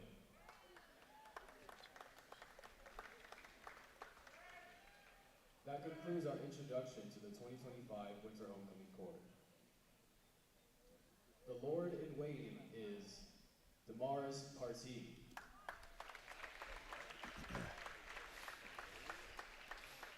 The lady in waiting is Savannah Shires. Welcome in, Grizzly fans. Bowen Pharmacy postgame show taking place at the moment. Lady Grizzlies win it 58-41. Pittsburgh cut it to 12 with a couple minutes left, but then Labette County was able to push it back out to a 17-point game, which felt like maybe where it should have been. Labette County played pretty well, and I only sound hesitant because we were sloppy in stretches, and I felt like a lot of turnovers that were unnecessary in moments. But Landry O'Brien was the story for Labette County, as she had 34 points for our squad. Wow. How about Landry O'Brien tonight? Yeah, she did it all. And she normally, I mean, we always get her best effort, but shot the ball really well tonight. And, of course, has always got some great defensive picks. And that drive, she can almost run as fast with a basketball dribbling as she can without one, and that's impressive. And then just how she always, we've talked over and over tonight about how she can just control her body against the defender on those layups and just keep them from getting any hands on the ball. It's just really, it's really fun to watch. So, yeah, she played a complete basketball game tonight, and that's super impressive. Happy for her. As it is homecoming night here in Pittsburgh, as they just announced the homecoming king and queen. So the 15 minutes on the board has yet to even start running, which, to be honest, is kind of nice for our broadcast purposes, because sometimes that 15 minutes starts right away, and next thing we know, we don't have a boys pregame. So that actually kind of helps us out a little bit tonight. We'll get to talk about our Grizzly men a little bit more than usual, but we'll continue with the ladies' Bowen Pharmacy postgame show with some numbers here. Labette County only had 5 different scores in tonight's game, usually have 8 or so, but Landry O'Brien had 34 of our 58 points, and next after that, Jaden Davis had a quiet 12, but they came in perfect spots. In the middle of scoring droughts, it felt like, was when each of those buckets came. Aubrey Boss had 7, Anna Cantrell had 3, and Madison Bevins had 2. For Pittsburgh, Hertrick and English combined for 28 points. Hertrick had 15 and English had 13. White had 5, Mantooth and Serrano each had 3, and Trezona had 2. At the end of the first quarter, it was Labette County 13, Pittsburgh 11. And in the second quarter, Labette County had 19, Pittsburgh had 9. In the third quarter, it was Labette County 17, Pittsburgh 12. And in the fourth quarter, both teams tied with 9 points. Again, your final score, Labette County 58, Pittsburgh 41. Both men's teams make their way onto the floor to begin warm-ups, and the 15 minutes on both scoreboards begins to tick away, and I'm sure we will hear from Coach Vollmer here later on. So we will step aside. This has been the Bowen Pharmacy postgame show of Lady Grizzly basketball. Actually, you know what? I forgot. Let's keep it here, Amanda. We wanted to talk about that Burlington tournament bracket that was set prior to tonight's game. And so the girls' bracket looks like this. For Labette County, their game will be on Tuesday, as is everybody else's game. So the starting day for the Burlington tournament is this next Tuesday. Labette County will play at 3:30 p.m. in Burlington's middle school. They are the 2 seed taking on the 7 seed Paola. So 2 seed Lady Grizzlies, 7-0, taking on, or now 8-0, now taking on the 7 seed Paola at 3:30 on Tuesday in the Burlington Middle School. Labette County, Paola, Tuesday at 3:30 in the Burlington Middle School. The 1 seed in the Burlington tournament are the Lady Trojans of Girard. That's If I'm not interesting. mistaken, they haven't been in that tournament before, I don't remember them being in that tournament. as the boys team is in it as well, as the other teams that are in the tournament have been in it historically. Sabetha, Ottawa, Silver Lake, Paola, Burlington, Independence, those teams have always been in the tournament, but Girard is new this year. I'm 99.9% positive of that. In fact, I think I'm 100%. I've never seen Girard in the Burlington tournament before. So I think that's a great addition. And for the Grizzly men, you will have to wait and hear for the postgame show where they stand as far as the Burlington draw. But again, that is where our Lady Grizzlies stand in the Burlington tournament. Tuesday against Paola at 3:30 in the middle school. Now we'll step aside for 2 minutes and come back with the Tank Connection pregame show for the boys. And when Coach Vollmer comes over, we'll have a chat with her. 2 minutes, KLKC.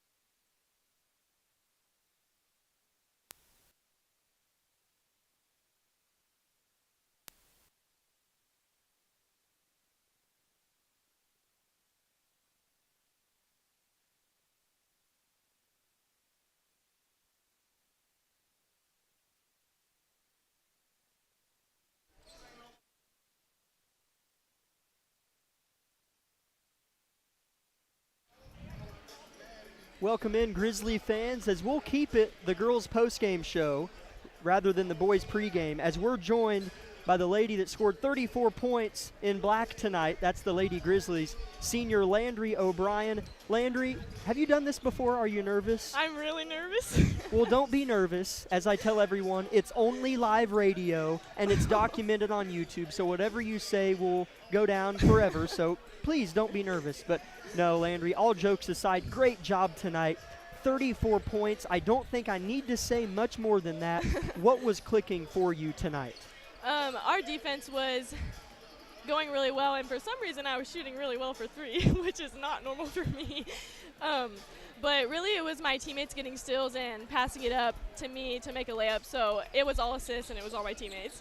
4 3-pointers for yourself tonight. In fact, 20 of your 34 points came in that first half. You mentioned your teammates really, helping you out, and how unselfish are you and humble yourself to say that. But what does it look like from your perspective in that fourth quarter whenever you look to pass first? You weren't necessarily looking to score in that fourth quarter, but rather pass. What was the mentality behind that? I was just trying to get my teammates more involved because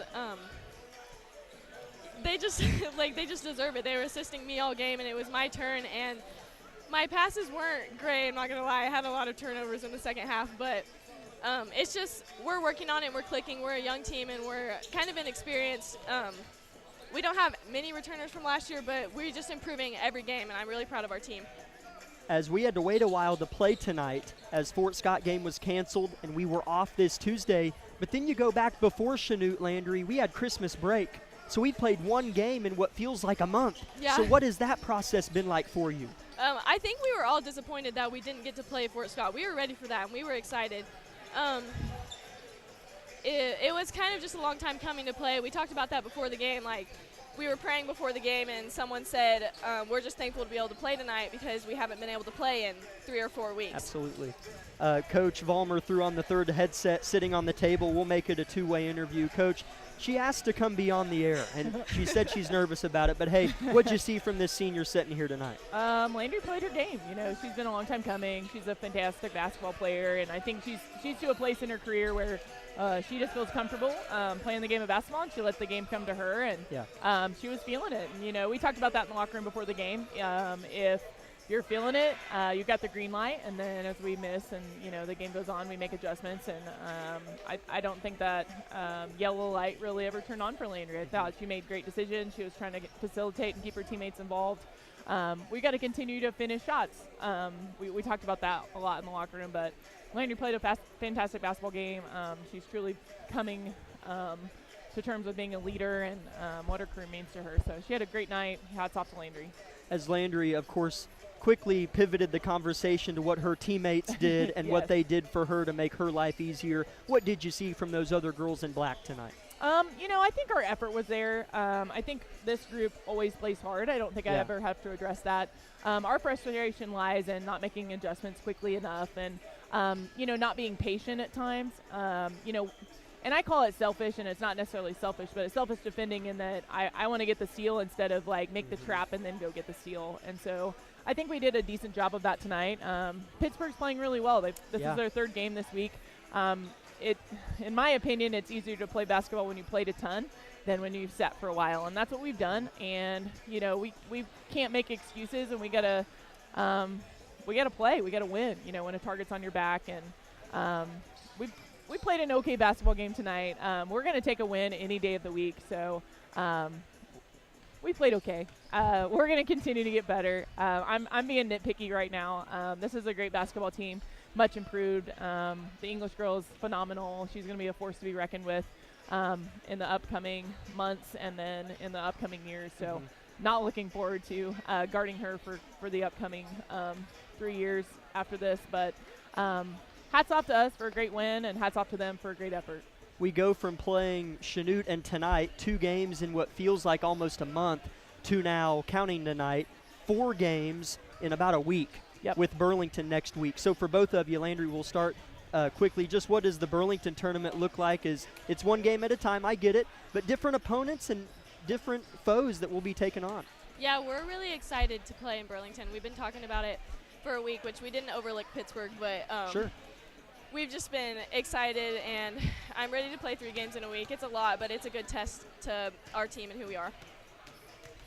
Yeah, Burlington tournament. I love the Burlington tournament. You know, I'm an LC alum, and I love going to this place. You know, it's a precursor to the state tournament. You know, the Burlington tournament of old had, you know, high-ranked teams in the state, and they do right now. There's Ottawa, Girard, Silver Lake, us, Burlington, all ranked teams, and so it's going to be a dogfight literally every night. You know, we're playing teams from Kansas City, we're playing teams from other leagues, and so we just don't know what to expect, and I think this is a great test for us moving forward. Can we adjust? Can we not pout? We don't really have time to do that. We don't have time to have a huge game plan, like let's go be a basketball player and go get some wins, and so it's a great time to come together as a family and as a group and, you know, travel 2 hours to Burlington and be out late with each other and not get snippy with each other as females tend to do sometimes. But I'm so looking forward to this. We got an amazing draw. You know, I've never been so happy to be a 2 seed going into a tournament as we are right now. You know, we stayed away from some pretty vicious teams. So we got a great draw in the first round. We're going to go take care of business, but we can't overlook anyone, and we're going to go take care of Paola on Tuesday. Ladies, go get them next week. Good win tonight, and best of luck moving forward. Thank you. Thanks. Be safe, guys. Thanks. That was senior Landry O'Brien and head coach Brianna Vollmer of the victorious Lady Grizzlies by a score of 58-41. A 30-second break, and we're back with the boys pregame on KLKC.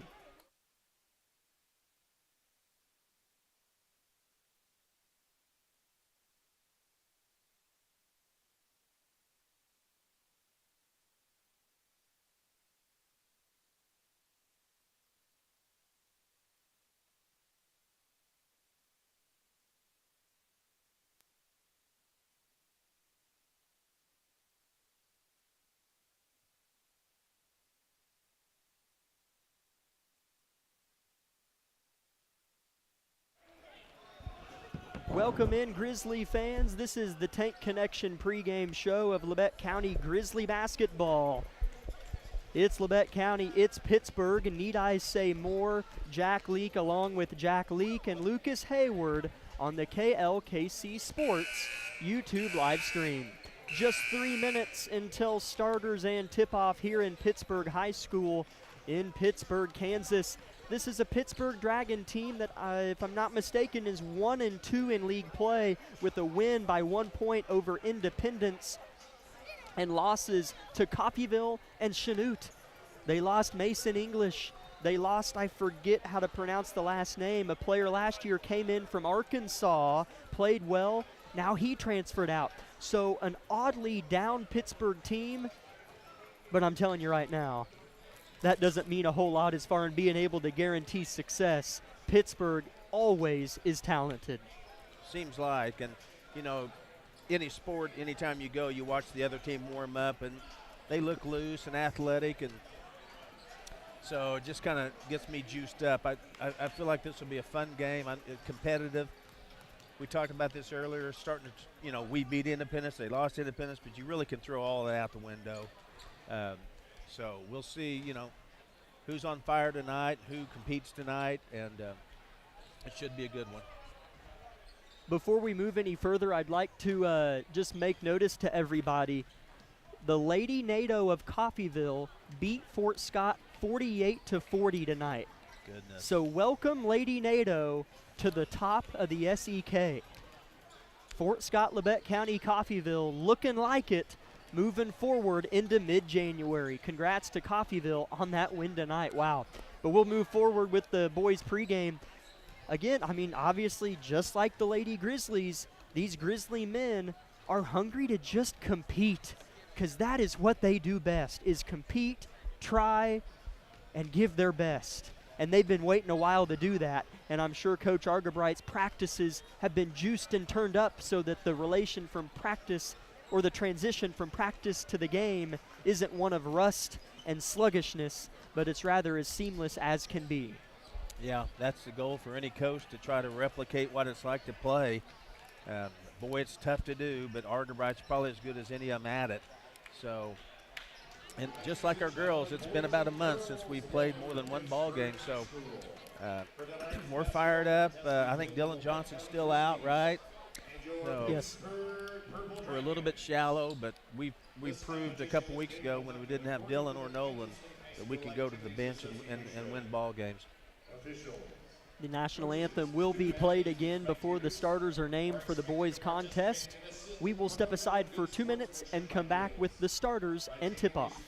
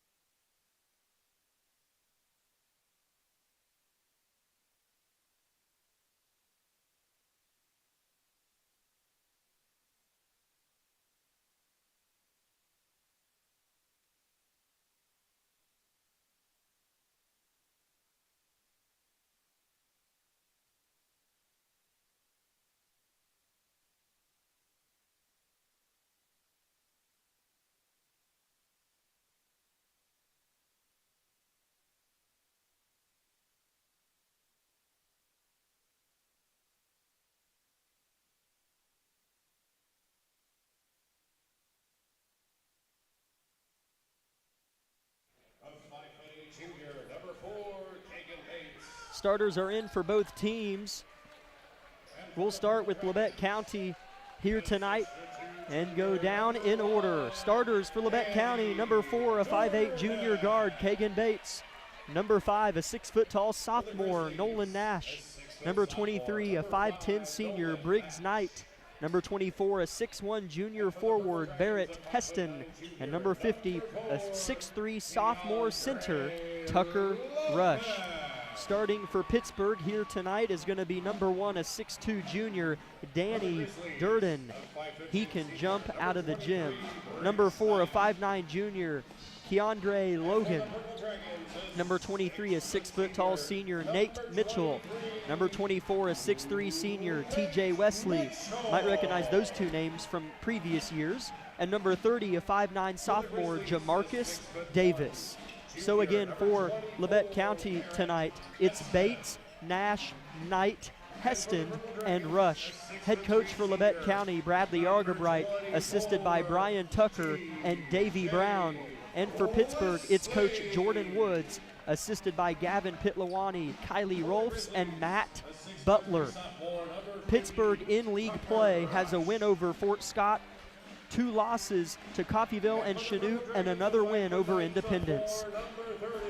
Meanwhile, for Labette County, on the other side of things, Labette County hasn't played, like we keep saying again, for a long time, January 7th, and before that, December 20th. Labette County's lost 3 of their last 4 and 2 in a row, with a win over Independence and back-to-back losses on Parsons and Chanute.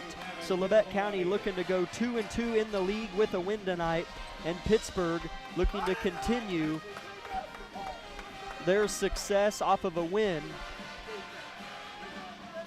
Coach Argerbright here getting into his 5 guys, trying to get them fired up to play, as you have to play turned up on the road against Pittsburgh. Can't get down 12-2, 14-5. Can't deal with that. Yeah, Pittsburgh always comes out pretty hot and heavy and real intense, and it's a good environment. And their student section's a little rowdy, which is fine. That's what you deal with. So this is a really good test for us. You have to face these kind of environments to compete down the road and go to sub-state. So just bring it on. Let's deal with it, accept it, and kind of handle these first 2, 3, 4 minutes, and then settle in and win a basketball game. It's Durden and Heston at midcourt, and it's won by Labette County. Tucker Rush has it, hands it off to Bates, downhill to the cup, blocked. What an effort play underneath. I think that was Logan with the block. Yeah, I like it, though. Bates took it to him, and he will again. So game on. Here we go. Logan defended by Bates. Good-looking athletes on both teams here tonight. Good matchup. Davis, well beyond the arc, dribbles with the left hand, finds Durden, puts the ball on the floor, defended by Heston, misses it short, gets his own, fought for. Here's Bates. Left to right, Labette County has it in their road black uniforms. Pittsburgh in their home whites. Heston right corner, right in front of the Pittsburgh bench. Bates, deep. Nash, top of the key, drives, Euro, right hand, missed, but barely. Rebound Pittsburgh. Yeah, that was nice. And Pittsburgh's in a zone, just kind of a matchup zone, so we'll see how that goes. Rush contests Durden well, out of bounds, off of Pittsburgh, Labette County ball. That's the right call. I was hoping he'd see that ball come off Pitt's shoulder there.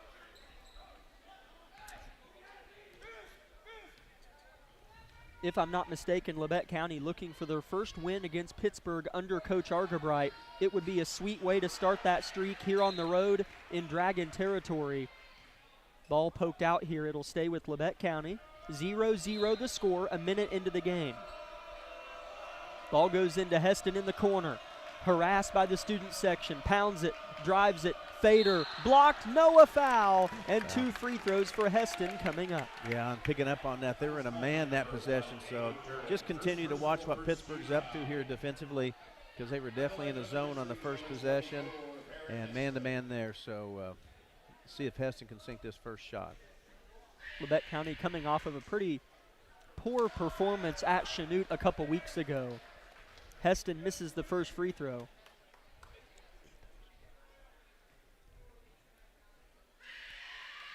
Barrett's second is no good as well, a little strong. Rebound skied and grabbed by Logan.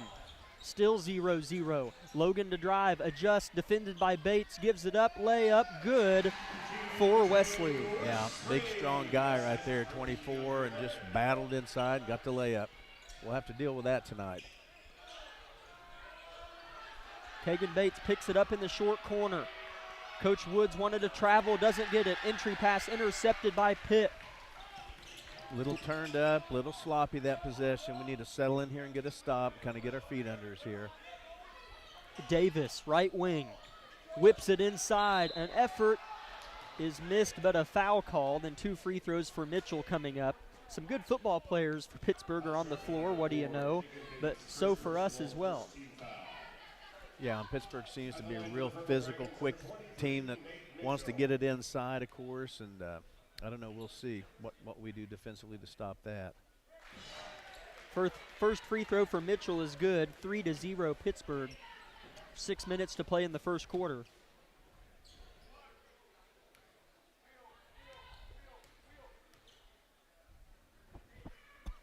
Second free throw for Mitchell's on its way and missed. Rebound Nash. Labette County keeps it to a 1-possession deficit here. 6 minutes to play first quarter, 3-0 Pittsburgh. Coach Argerbright bends at the knees and watches his team play offense. Trying to orchestrate is Briggs Knight, transferred from Cherryvale 2 years ago. Backdoor Nash to the cup, scores it, pinned it against the glass. Unblockable was that shot. What a beautiful pass there by Knight. Quickly, Over Pittsburgh the the other way. That's got to be over the back. Yeah. But they will give Labette County the benefit of the out-of-bounds ball, and it'll be Grizzly possession, only down 1. Yeah, Pittsburgh looks like they're going to stay in a man-to-man. Not pressing, though. So that backdoor cut to Nash was nice. 5:30 first quarter. Labette County looks a little more calm offensively than those first couple tries. Nash at the heart of the floor. This is a young but yet experienced Labette County team. Nash, given room, pulls up for the lead. Missed it short, grazed the rim. Rebound Logan. You know, Tucker Rush is going to grow a lot tonight. He's had a great season, but he's got to bang around with number 24. He's a big dude, so. Brown, given room, fires and misses. Rebound Bates, left to right. Powder Keg wants to push. He'll try to switch directions, and a foul called. I don't know if that was a great one. A foul called on Logan, and that will be the second team foul on Pittsburgh of the game, and the first on Logan. You know, I chuckle, but it's just because Kagan impresses me so much that I just can't help but enjoy watching him when he's driving against somebody like that. So, need to explain why I'm sitting here chuckling. 3-2 Pittsburgh. Labette County with the basketball. Knight in the corner, head fakes. Mitchell doesn't bite. Backdoor Nash again to the cup, stripped. Is it stolen? It's a jump ball. No, Tucker Rush keeps it from that. Labette County maintains somehow. Bates at the top with an edge. Jump stop, fades for the lead. Missed it. Rebound Mitchell. Good possession, I think. Tucker Rush battled inside and got a rebound, kick out. Just didn't go down. Labette County got beat back, but Durden missed the lay-in. Rebound Labette. Long pass ahead. Nash to the cup. Gets around Logan. Doesn't have a shot, though. Continues to swerve. Jump stop. Bates. Three-point shot. Bingo! Wow. What can't he do? He is keyed up. I love the energy here. He's ready to defend. Let's go, he says. 5-3 Labette County. 4 minutes, first quarter. Labette County's guards have played really good defense on these lengthy dragons beyond the perimeter. Tucker Rush has to go mano-a-mano, and he wins it. Turnover. Heston with the basketball. Left to right they go. Number 24, Heston. Gets to the cup. Bates. Head fakes. Gets him to bite. Pulls it down. Heston. He's open for 3. Missed it short. Rush wide open. Blocked. Goes out of bounds. That's okay. He'll learn. You either catch that and instantly just bop it back up with your fingers, or you head fake one time and then go up. Yeah. He was in good position and got a good rebound there. Number 20, Malachi Meadows. Malachi Meadows checks into the game for Pittsburgh. So Labette County with it, up 5-3. They've avoided that Pittsburgh run that's plagued them early in this building. Heston turns, fires, doesn't get the soft roll. Rebounded by Wesley. 3:20 first quarter. Yeah, again, that was another good possession. I'll take that shot from Barrett. A baseline jumper's airball deep by Davis. He got a good look though. Labette County already pushing pace firmly. Backdoor Bates, not a great pass from Knight, turnover. Right to left Logan. Knight has to stop him, and he does. Good defense by Briggs Knight, and a foul on the floor on Briggs, I think. The second as a team on Labette County, 3 minutes, first quarter. Yeah, both teams a little gassed right now. Just lots and lots and lots of energy coming and going here. So, wow. I mean, it's been a fun 4 or 5 minutes so far. Wide open in the corner. A three-pointer is swished for Davis. He's proven to us he's going to make that, I think. So he spun around and gave 3 fingers to our bench. I guess that's what that means. 6-5, Pittsburgh in front. A lot of dribbling from Kagan. He's got a pass. He doesn't have anybody to pass it to. Now he loses it, and it's going out of bounds. Got to be off of Pittsburgh. It is. A lot of dribbles right there. I almost think he took that on as a challenge. It kind of became just. The crowd, the crowd baited him in to keep dribbling a little bit. He's wanting to break his ankles, and he just didn't get it done. Bates loses the handle. He's got to shed this ball, I think. He'll try to throw a backdoor to Nash, batted out by Pitt. It'll stay with Labette County. Frazzled possession, just 4 seconds on the shot clock. Good awareness from Coach Argabright. 2:20 first quarter, 6-5 Dragons. Nash to key it in. 4 seconds on the shot clock. Now 3. Bates travels. Yeah. Rough possession for Kagan Bates. Yeah, it's just tried to do a little too much. He did, though. He shuffled right there. It's okay. We're up 6-5, playing well. Just keep doing what you're doing. 2:20 first quarter. Pittsburgh 6, Labette County 5. Logan beyond the purple three-point arc that stretches corner to corner. Good drive here. Right-hand layup is good with the English on the ball. Meadows checks in and scores for Pittsburgh. It's 8-5 Dragons now. A big 2 minutes for Labette County. Yeah, that was a nice lay-in there by Meadows. Labette County reverses the basketball. Knight in the corner. Head fakes, keeps the ball on the deck. Here's Bates. He'll head fake. He'll get room. He'll fade. He'll fire. Rush, cleans up and scores. Yeah, nice. Nice penetration by Bates, and Rush, as always, was in good position and went up quickly. Logan. Basketball right wing. Briggs Knight's gonna force a jump ball. It'll stay with Pittsburgh, but a good energy spark from Briggs Knight. Yes. Carson Lamb is gonna be the first sub for Labette County tonight. Starters just played 6.5 minutes. Very good anticipation by Briggs right there.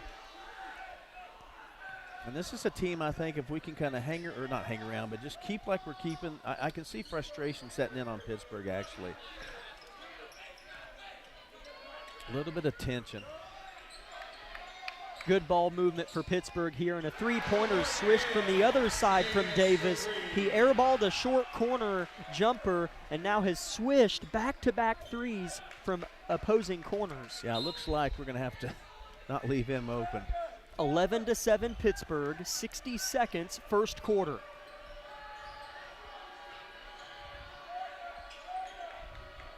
See if Labette County goes 2 for 1 here. That means shoot quick enough to get a stop and get the ball back. Nash misses a lay-in. Rebound Pittsburgh. They've got it moving quickly. Logan into the paint, keeps it, has it stripped by Lamb. Carson steals it. Left to right, Labette County goes to the corner. Nash drives quickly, jump stop, floater is missed, and it's rebounded by Pittsburgh. They've got numbers. Long skip pass to the cup. Layup is missed right at the rim, and the putback is good though by Meadows. And Labette County has the ball with 15 seconds left, down by 6. Okay, we need to compose here a little bit. It was 8-7 just about a minute ago. Now it's 13-7. Let's have a good possession here. 4 seconds, first quarter. 3 seconds, Bates for 3. Short, goes to the corner. Nash at the buzzer, it's blocked. And at the end of the first quarter, it's Pittsburgh 13, Labette County 7. A really nice competitive first quarter, though, from our Grizzlies.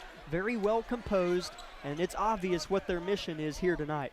We're going to step aside for 1 minute and come back with the second quarter on KLKC.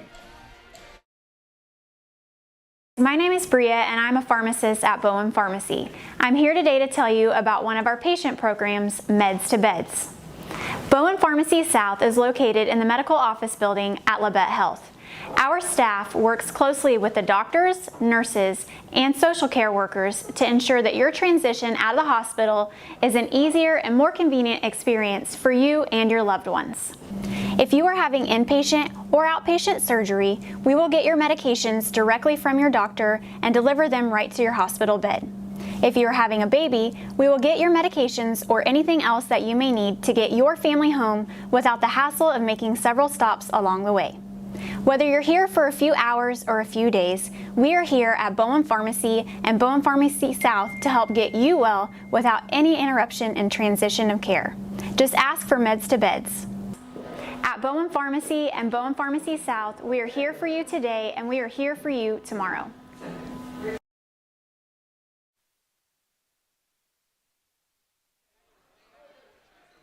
It sure is Amanda. That's the voice of Amanda, our board operator back at the station. YouTube live stream doesn't hear her voice. That's the radio crew only. But thanks, Amanda, for making our voice heard. 13-7, Labette County down but with the basketball. Heston with his infamous turnaround fader misses this one. He loves it, but it's a low percentage look. Yeah, it's a tough shot. He's a great athlete, so he'll make some of those. We're going to have to just really play a well-rounded game tonight here to win this game. Pittsburgh crashes the glass off of a miss. Here, Coach Ardenbrock telling him we're going to have to box out, be in position, defend well, this is a really good game for us tonight to play. So we just need to step up and compete here. Caden Navaratnam at the line shooting 2 for Pittsburgh, gets the first to go. Navaratnam checked in for the first time to start this second quarter and crashed the glass, and he's the one who Kagan Bates fouled, and he's shooting 2 free throws here. And that's 2 personal fouls on Kagan Bates, something to keep an eye on. Both free throws are good for Navaratnam, and it is 15-7 Pittsburgh. Labette County's got to be, I say careful, but they can't play that way, if you know what I mean. Yeah, we don't want to panic. Yeah. Bates crosses up on his man, Navaratnam. To the corner, Lamb's going to fire. Lamb's going to hit a three-pointer for Carson Lamb. How big was that? Huge. Such a good job stepping up, confident that way. I love it. Now a rebound from Lamb. Looking for an outlet, dribbles in front of his body, and a turnaround foul on Lamb. It's going to be Pittsburgh ball. Tried to cross over in front of a good athlete, hard to do. Yeah. And then anytime that happens after a rebound on your end, that frustration foul sets in. You try to, recapture the ball. 15-10 Pittsburgh. Big 3 by Carson Lamb. Did they call that? They called it on Pittsburgh. I don't understand either. Coach Woods can't believe it. It's Labette County ball, and that foul was the second personal on Danny Durden, their starting forward. We'll see if karma has its way as Labette County nearly turns it over. Here's Bates left wing, fakes and drives, gets another man to bite. Floater's good. Karma doesn't raise her ugly head, and I can't believe that happened, but I'll take it. Yeah, let's just move on and bury that one. As a bucket plus the foul on this end, Nate Mitchell gets it to go and the whistle. So it's 17-12 Pittsburgh, and Mitchell is going to shoot a free throw here. That's the first foul on Tucker Rush. Yeah, like I said earlier, Tucker Rush, sophomore, going against some big, strong athletes down there. So, and Tucker's one of those as well. He'll really, really learn a lot tonight and step up to the situation. Backdoor for Knight, catches it. He's in trouble and travels with it. He caught it in a spot where how do you not travel? He turned into 400 pounds of pure purple dragon between 3 different players. Sometimes a backdoor can not be that good of a pass if you're going into just a mess, Can't really go up with it. You can't dribble, so,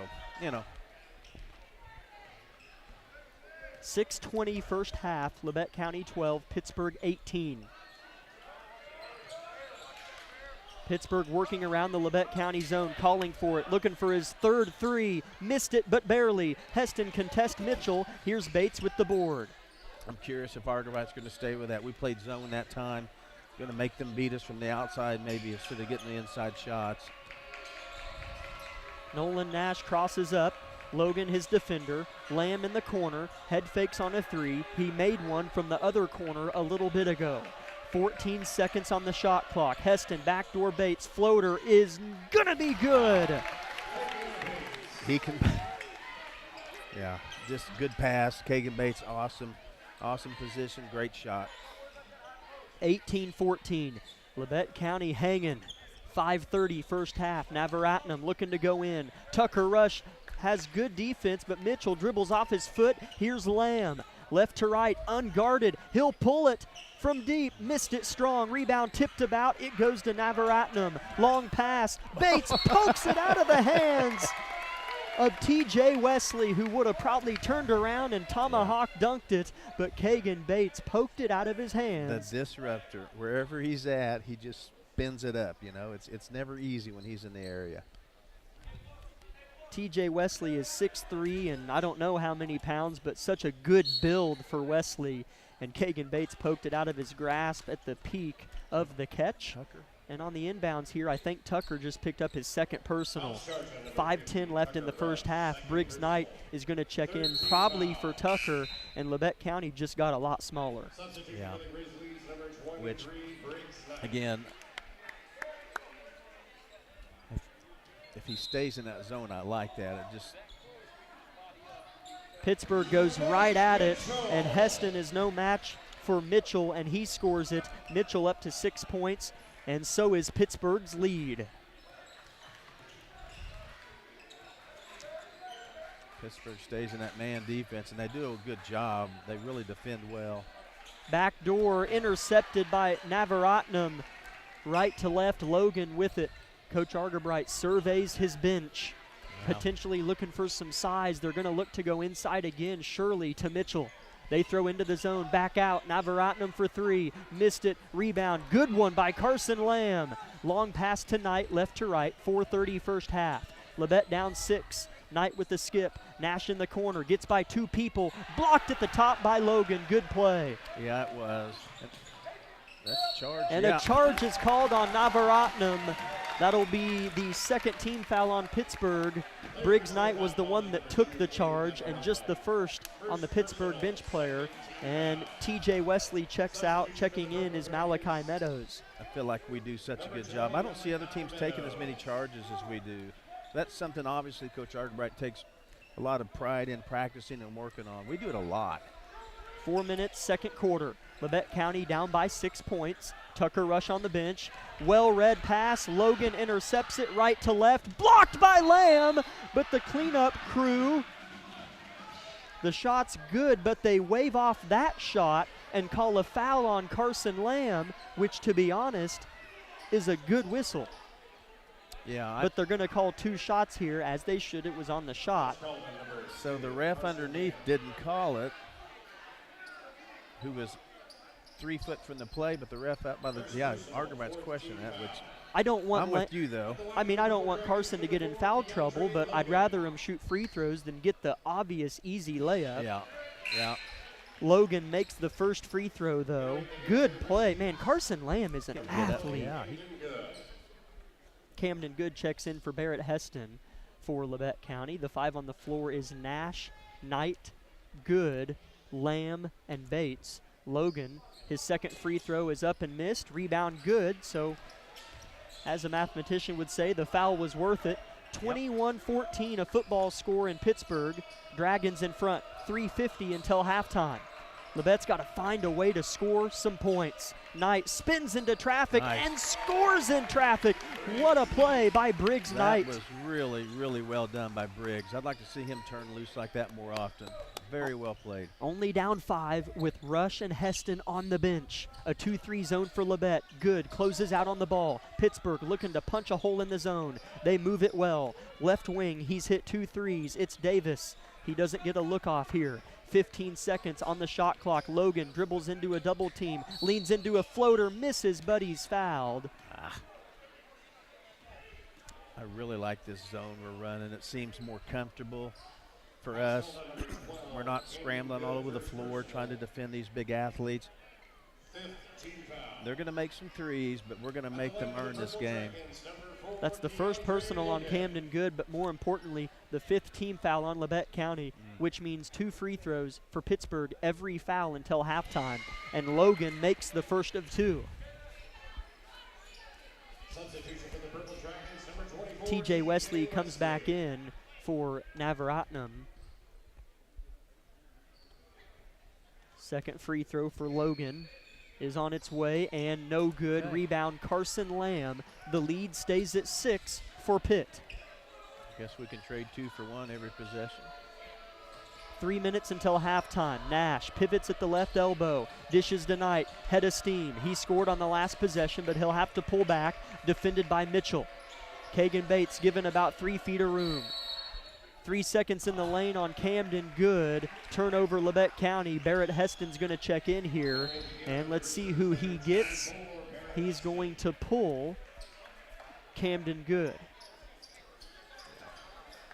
Camden's a little upset at himself, but he gave us some really good minutes and good hustle there. That happens. You get so caught up in trying to do your job, you forget you're in the paint sometimes. 2:40 first half. Labette County 16, Pittsburgh 22. Purple Dragons moving the ball quickly. And the layup is good from Logan, his first field goal of the game. Yeah, that was nice. Labette County saves it from going out of bounds. Heston, deep 3, air ball. Rebound is not going to be fought for, and it'll be Pittsburgh ball. Yeah, Barrett wants that back.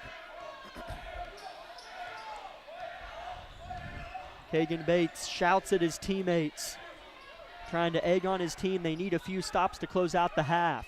Mitchell in the corner, defended tightly by Lamb, who's played pretty darn well tonight. Set play in the corner for Davis. Doesn't have a look at a 3 and a foul underneath on Lamb. It'll be 2 free throws for Mitchell at the line. Lamb just got tangled up with Mitchell, and unfortunately, it's going to go on Carson. Yeah, he's confused. I don't know what you do in that situation. You just, Coach Argerbright went to bat for him with the ref.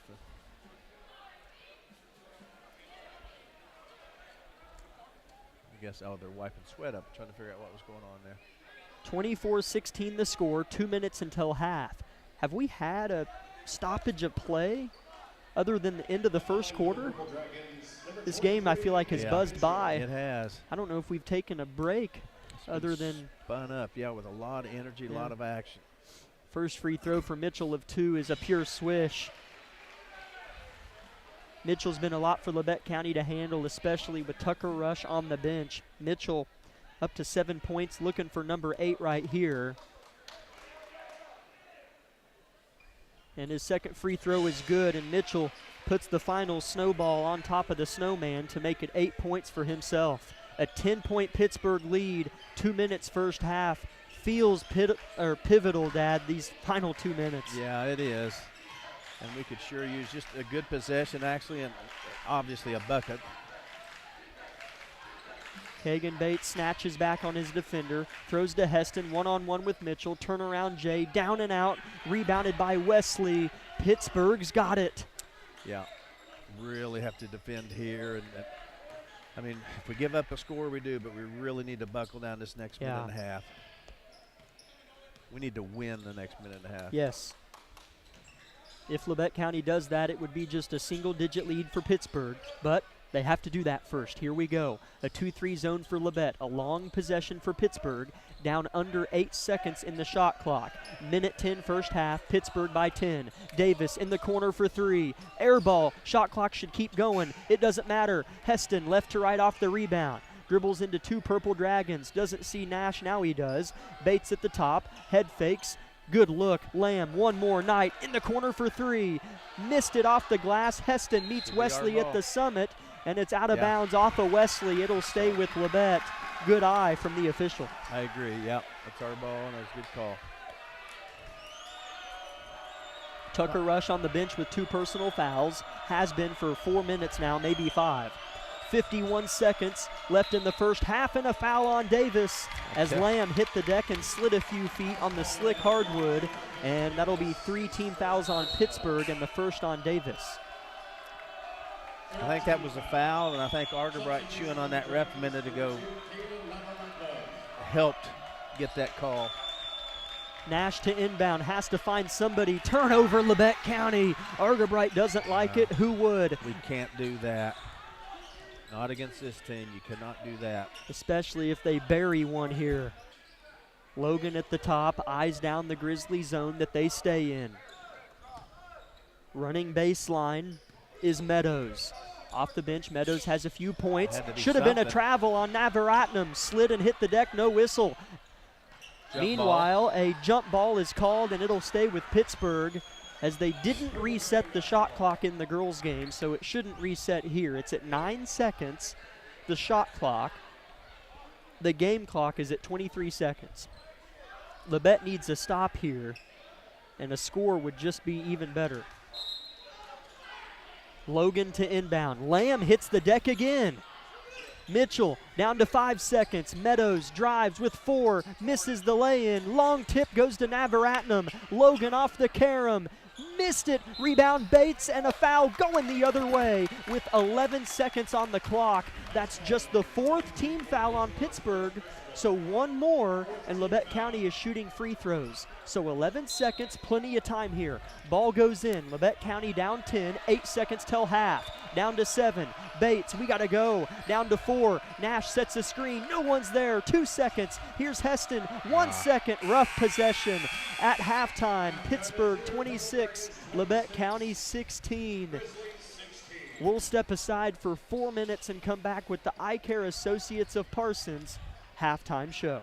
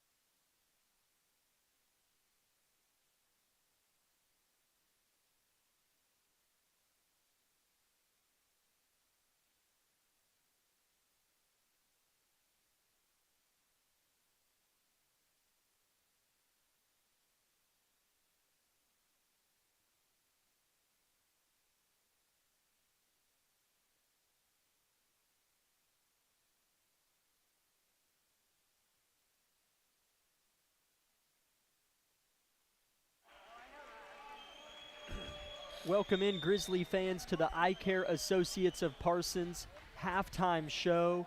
Jack Leak with you, and Lucas Hayward on the KLKC Sports YouTube live stream, where in Pittsburgh, Labette County trails the Dragons 26-16.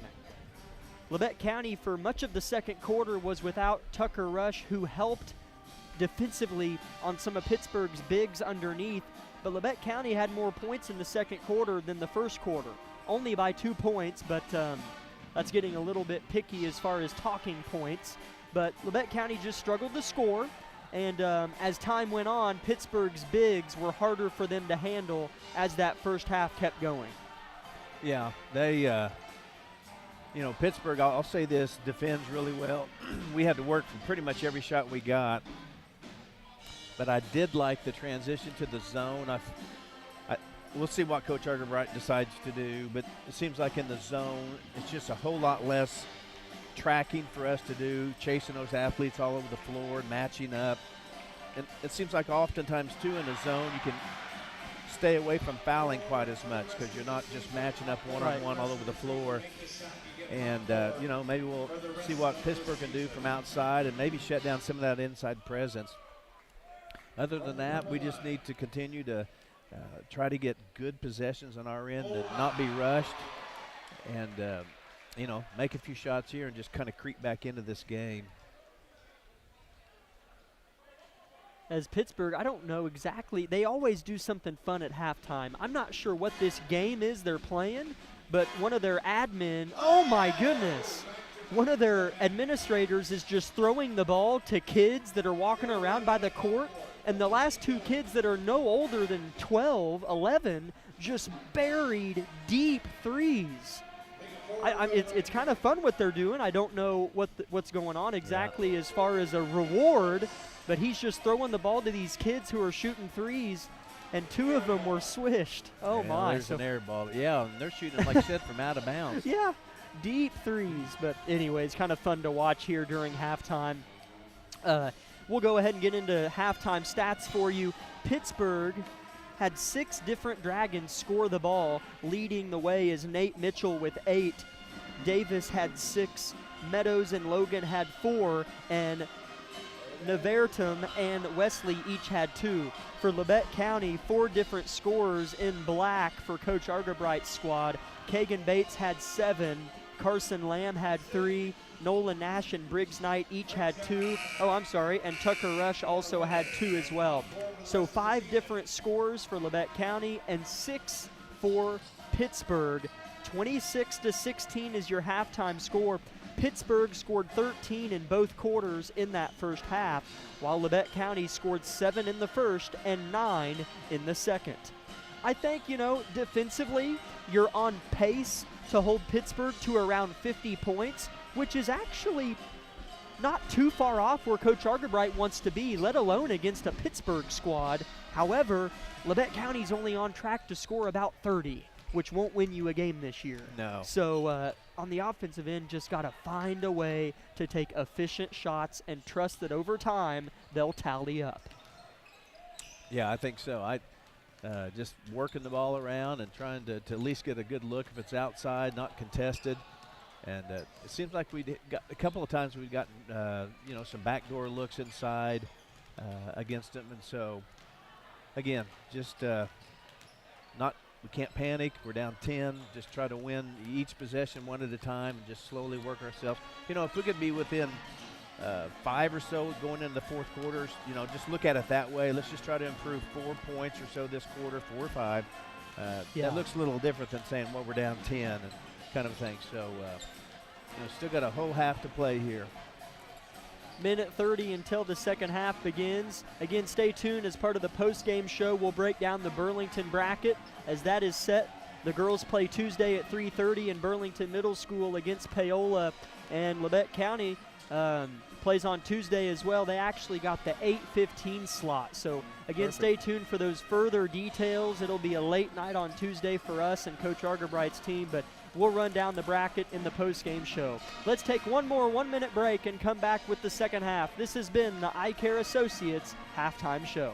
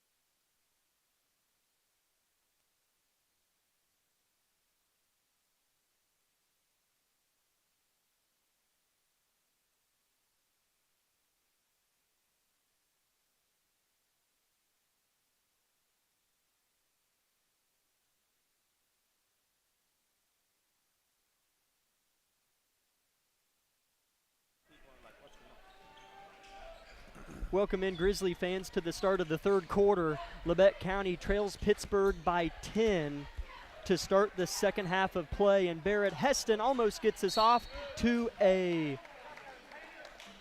three-pointer, but he missed it. So I paused for a second. I wasn't sure if the ref called the foul on Tucker or on Pittsburgh, because Tucker Rush went up and missed, but he was fouled, and so Rush will shoot two. We'd like to introduce to you Jonathan Dusher for Labette County, who's also a part of the basketball team, right, Jonathan? Yes, sir. And is interested in maybe doing some sports broadcasting, so we would like to give Jonathan the opportunity to hang out with you on the air and do the next few minutes of the third quarter with me.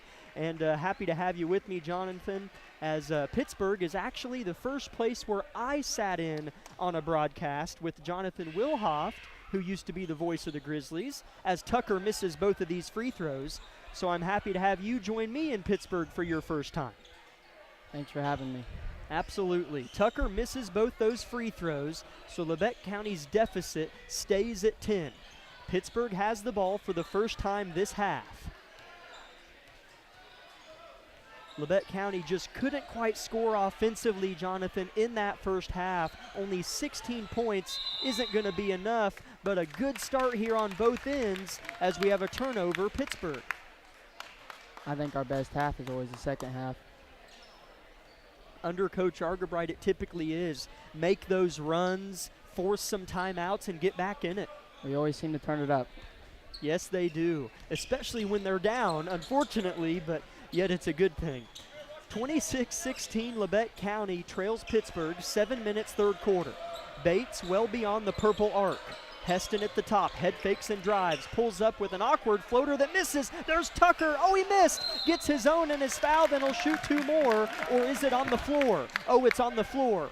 But Tucker Rush doing a nice job underneath. House call, number 24, T.J. Wesley. First personal, second team foul. 6:55 third quarter. Pittsburgh 26, Labette County 16. Nash to key it. Heston, 4 foot from the rim, doesn't have a look but forces it and missed it. And a foul going the other way. That's 3 on Tucker. Heston forced that one like crazy underneath the rim. I thought he made it too for a second. It was close. Those are shots that you shoot when you're playing one-on-one in the game room at your house on a goal on the back of your door. Oh, yeah. Did you ever have one of those in your house? Yeah, I've had them all my life. He's like, what are you talking about? I played one-on-one last night. I still play on those. That's the only thing I can dunk on. I'll be truthful. Me too. 26-16 is still the score. Never mind. Pittsburgh scores it. Logan gets it to go. Labette County with 2 straight empty possessions, and Pittsburgh with a successful one and a travel on Nolan Nash right there. Pittsburgh up by 12, 6:15 third quarter.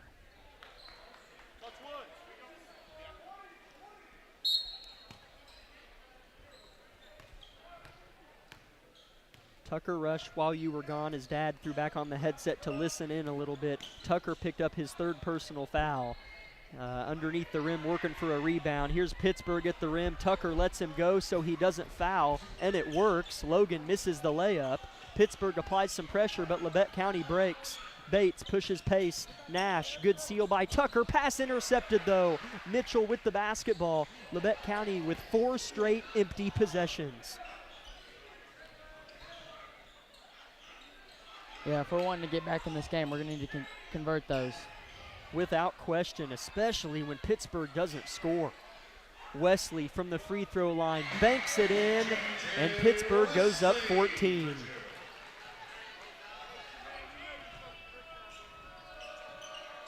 .5:30 left in the third quarter. Knight left wing. Dribbles twice with the right. Heston at the top, doesn't have a look. Pittsburgh's length has given our guards problems. Knight doesn't have anybody to throw it to, and I mean nobody. Bates comes to get it from him. And his pass goes out of bounds, tipped by Logan. 7 seconds on the shot clock. Labette County scoreless through the first 3 minutes of the third quarter.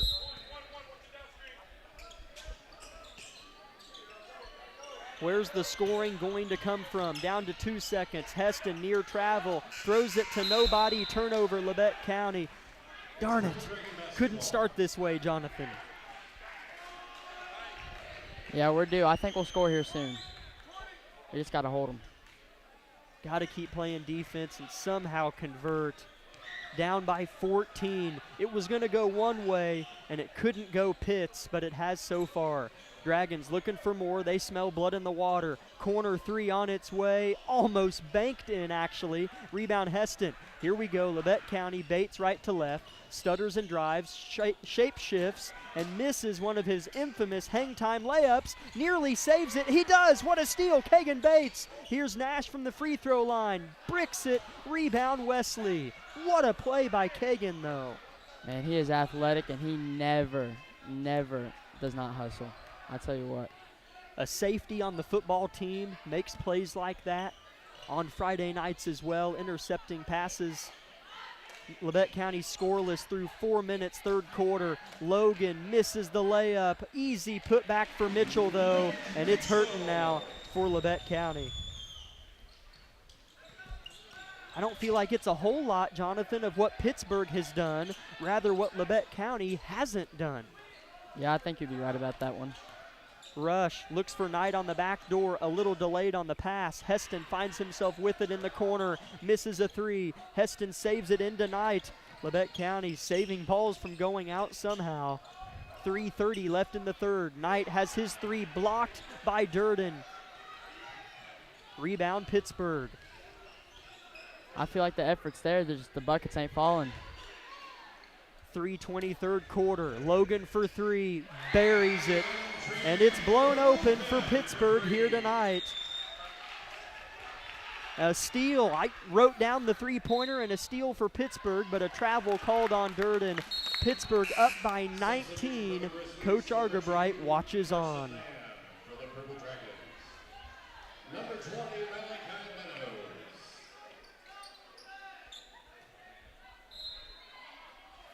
35-16 Pittsburgh, 3 minutes third quarter.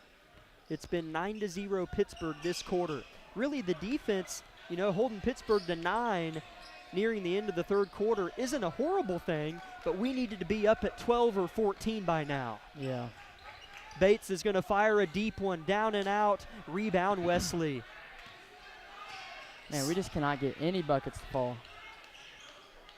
Pittsburgh playing well defensively, but Labette County helping them with that, I feel like. Hang time layup is missed for Pittsburgh, and they're just crashing like crazy. Mitchell scores yet again. This is a Pittsburgh team, Jonathan, that has lost a lot of talent, and you would never know it. Still physical, still talented. Heston off the slip to the cup, overshot the layup a little strong. Rebound Mitchell, tries to clear space. And these are all shots we usually make, too. We just cannot get them to fall. That's a good point. Regardless of how poorly we think some of the efforts might be as far as offense, we haven't scored yet. That never happens.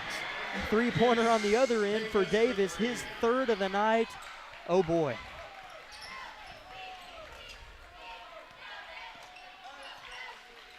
Argabright sending in some reserves here. Pittsburgh 40, Labette County still at 16.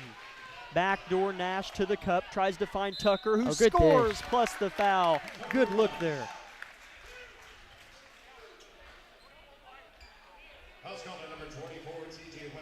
For those just tuning in, this is the voice of Jonathan Dusher, a sophomore, right? Freshman. Freshman. Yes, Oh, I'm sir. sorry. A freshman. Yeah, that's right. I'm sorry. Freshman at Labette County High School on the basketball team. Yes, interested in doing some broadcasting. Where did that come about, Jonathan? Growing up, listening to Royals announcer. Yeah. I forget his name, but he just has a great voice for announcing, and it just made me love it. I actually listened to a lot of Royals games this spring, and boy, in the best way possible, it's almost something that you can go to sleep to. But that's a compliment. Yeah. You know what I mean.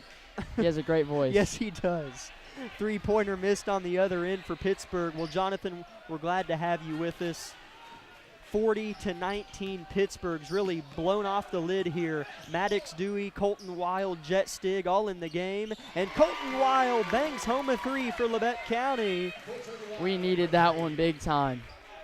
Is that something he does in practice, Jonathan? He shoots that shot a lot, and he usually makes it, yes. Good shooter is Colton Wild. Jet Stig, a good point guard as well. Three-pointer for Pittsburgh is missed. Rebound, Jet Stig. Jet can shoot as well. Yes, he sure can. Wild wants another on the other end. Missed it by a touch, and Dewey can't quite contest enough for the board. Maddox Dewey can really shoot as well. Mm-hmm. A floater on the other end for Pittsburgh goes down for Malachi Meadows. 5 different Dragons have scored in the second half. I don't know if you've noticed, but we came out of the zone. We're back in man now. Good catch, Jonathan. Maddox Dewey misses a 3 but tracks it down. 8 seconds, now 6 seconds. One more. Jet Stig wants a 3. Airballs it. Dewey at the buzzer. Scores it. Maddox Dewey gets his name in the scorebook. And at the end of 3, it's Pittsburgh 42, Labette County 24. Labette County didn't start scoring until those reserves came in. Things just weren't quite clicking. Jonathan, we were so happy to have you join us there for that quarter. Hey, thank you so much. Hang around. Keep the headset on. We'd love to have you tune in continuously for this quarter as well. 42-24, Pittsburgh in front. We'll be back in 1 minute with the 4th and final quarter from Pittsburgh.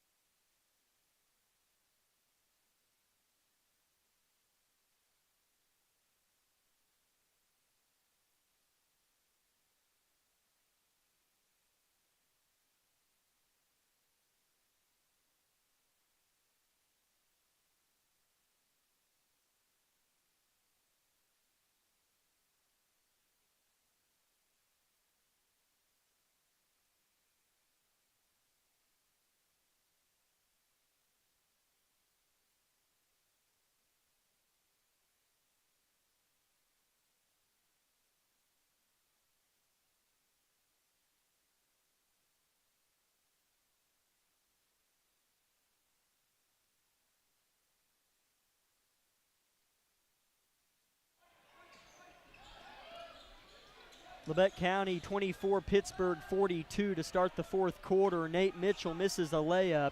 Labette County's got starters back in the game after the reserves provided a spark to finish the 3rd quarter. Here's Bates underneath, scoring on a backdoor, and Coach Argabright rises back to his feet. Yeah, that was a nice opener there, and didn't that group, that second group of 5 come in and do a great job? Yeah.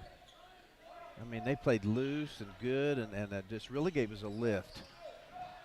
Labette County down 16. Sneaking a peek on the back door is Meadows. He's come in and scored 8 points for Pittsburgh. Yeah, that's too easy right there.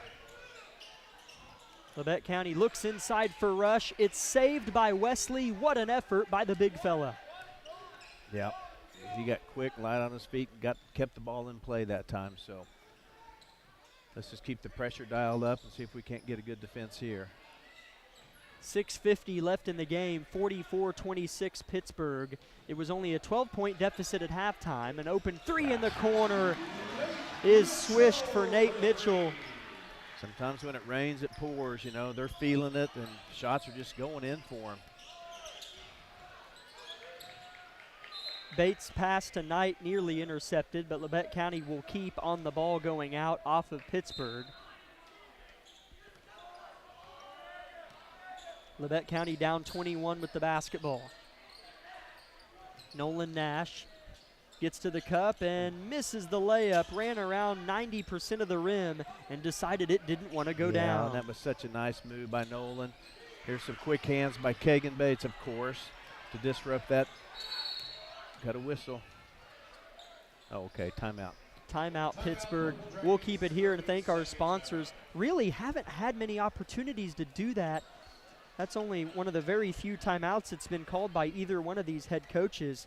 We'd like to thank Labette Community College, Forbes Hoffman Funeral Homes, Clemens Insurance Agency, Labette Health, Woodworth Enterprises, Tank Connection, Carson Wall Funeral Homes, Labette Bank, the Bartlett Co-op, Labette Center for Mental Health Services, Community National Bank, the Corner Store of Altamont, and we'd also like to thank O'Brien Ready Mix, a new sponsor for Labette County Athletics. A huge thank you to O'Brien Ready Mix for sponsoring our broadcast and supporting our athletes. Pittsburgh up 21, 6 minutes left in the game. Meadows feeds Wesley. Good defense by Tucker. Missed. Rebound Knight. Okay, here comes one of these precious possessions of ours now. We need to at least make some good passes and give ourselves a good look at a shot here.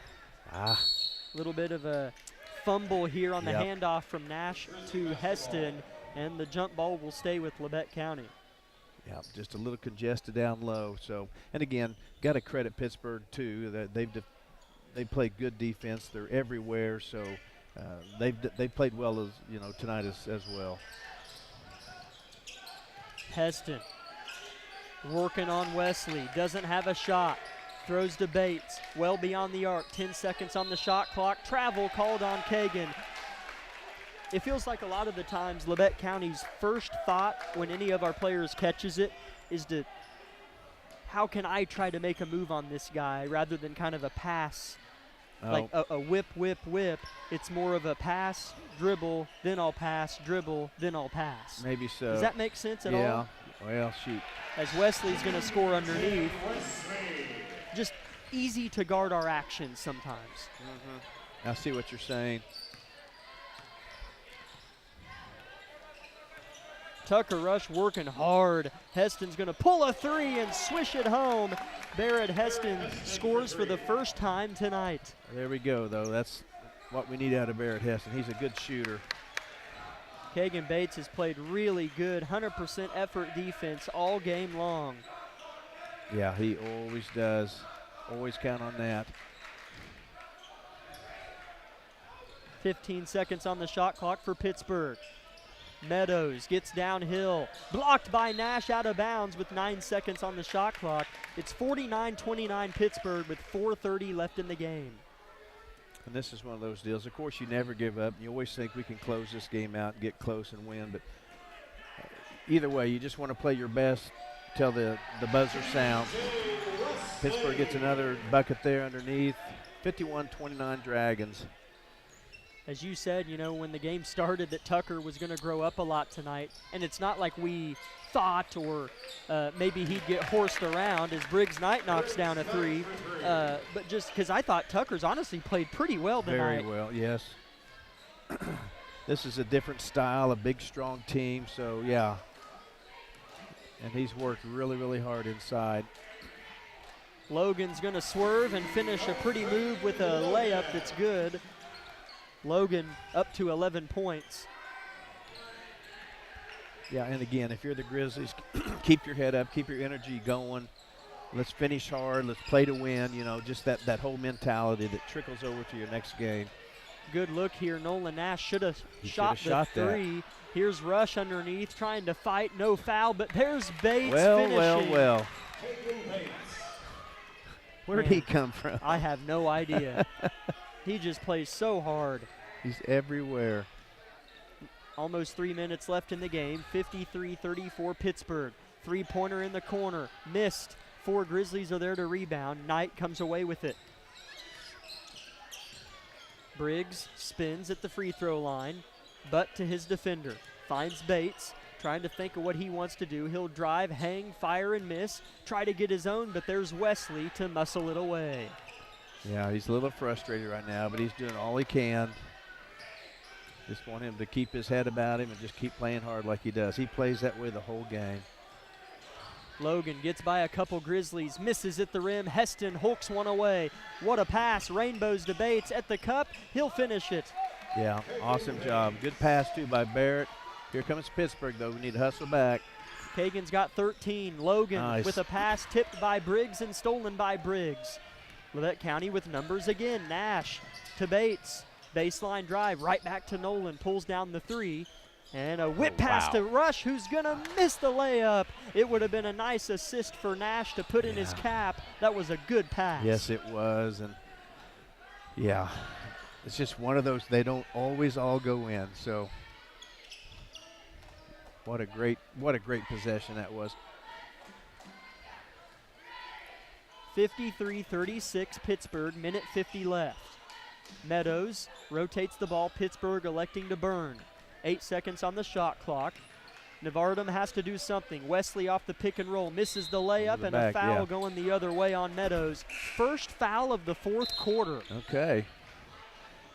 And, yeah, while we have just a second, I haven't had a second to compliment Jonathan on the job he did. You know, step in here as a freshman and do that. You know, sometimes when it's your turn to talk, you have to think, well, what do I say? So, Jonathan, you're such a good young man, so we're glad you're here with us. And you mentioned the Royals guy having such a good voice for radio. I've always been told I got a good face for radio. You know, I don't know if you've heard that. You know, I've always thought that the color, like my job is so much easier than yours or Jonathan's. Well, yeah. I just say what I see. You have to come up with something. Exactly. So See, we got the hard job. Labette County turns it over here late in this one. A couple subs for Pittsburgh. A fan favorite, it appears. Nolan Turnbull in the game. Meadows is going to score underneath, though. He's up to double figures as well now. Good pass. Nice. Bates to Heston. Reverse layup and the foul.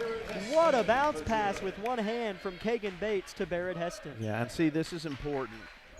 We're not going to win the game, but it's important we finish playing hard, playing to win, playing with this mentality, this versus getting down, saying, well, let's just get this game over with. Playing each possession as if it's important, as if it's our last one. So it just carries over, like I said, to our next game. Heston misses the and one, and that next game will be on Tuesday night at 8:15 p.m. in Burlington, Kansas. Logan Mantooth in the game for Pittsburgh now, and Bates steals it away from Turnbull. Kagan right to left. He'll drive, he'll spin. Stolen by Nevartum. Long pass, Meadows. He's played really well. Misses the dunk attempt, and Nevartum tries to give it up. Turnbull and a jump ball will keep it with Pittsburgh with 50 seconds left in the game. Yeah, we're bound and determined. We're not going to let them get some kind of happy time dunk on us, you know, with 50 seconds left. So we're playing hard and scrapping. Logan Mantooth misses a 3 in the corner. The crowd would have gone nuts. A steal and a putback is down for Landon Jesse. His first points coming off the bench. Yeah, Pittsburgh's been the better team tonight. We'll get another look at them later in the year at home. Bates left wing, drives, good dump to Rush. Might have went off Tucker's fingertips. He'll get the benefit. It'll stay with Labette County.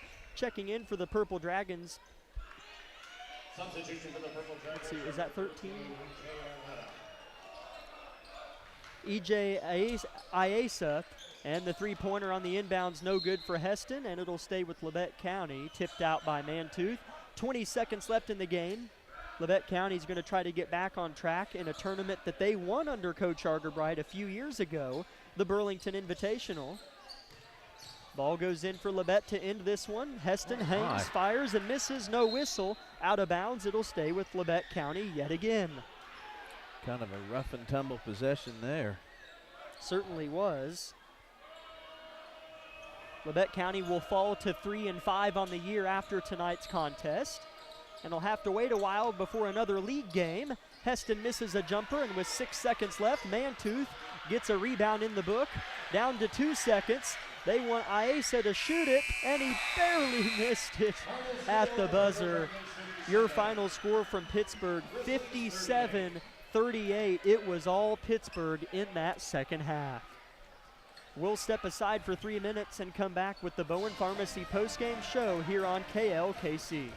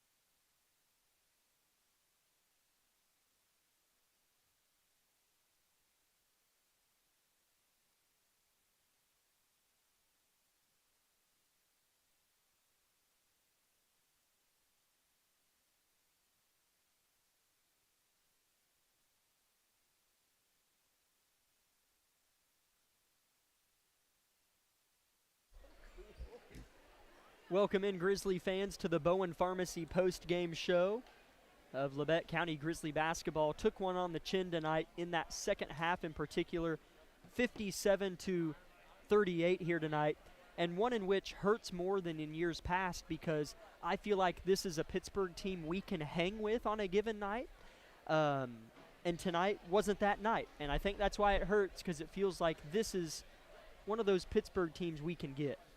Yeah, and it is. They're really good, but you know what I mean. Yeah, and I don't see any phase of this game that we really won, actually. Yeah. We just kind of hung on and had our moments at times to kind of keep it, feeling like maybe we can close the gap. But and again, before the game, we were talking about the teams they've lost to that we beat, etc.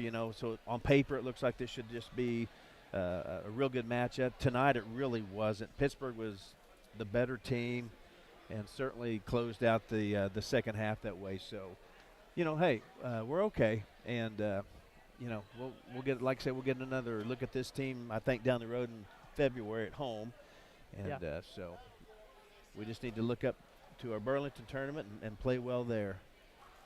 We will get to that Burlington bracket in just a second. Let's do these post-game statistics here. For Labette County, it looked like this. They had 38 points on the night. Kagan Bates had 13. He was the epitome of effort tonight. Behind him was 3 players with 5 points: Briggs Knight, Barrett Heston, and Tucker Rush. Carson Lamb and Colton Weil each had 3 on 3-point shots. Nolan Nash and Maddox Dewey, Malachi is his brother, they each had 2 points.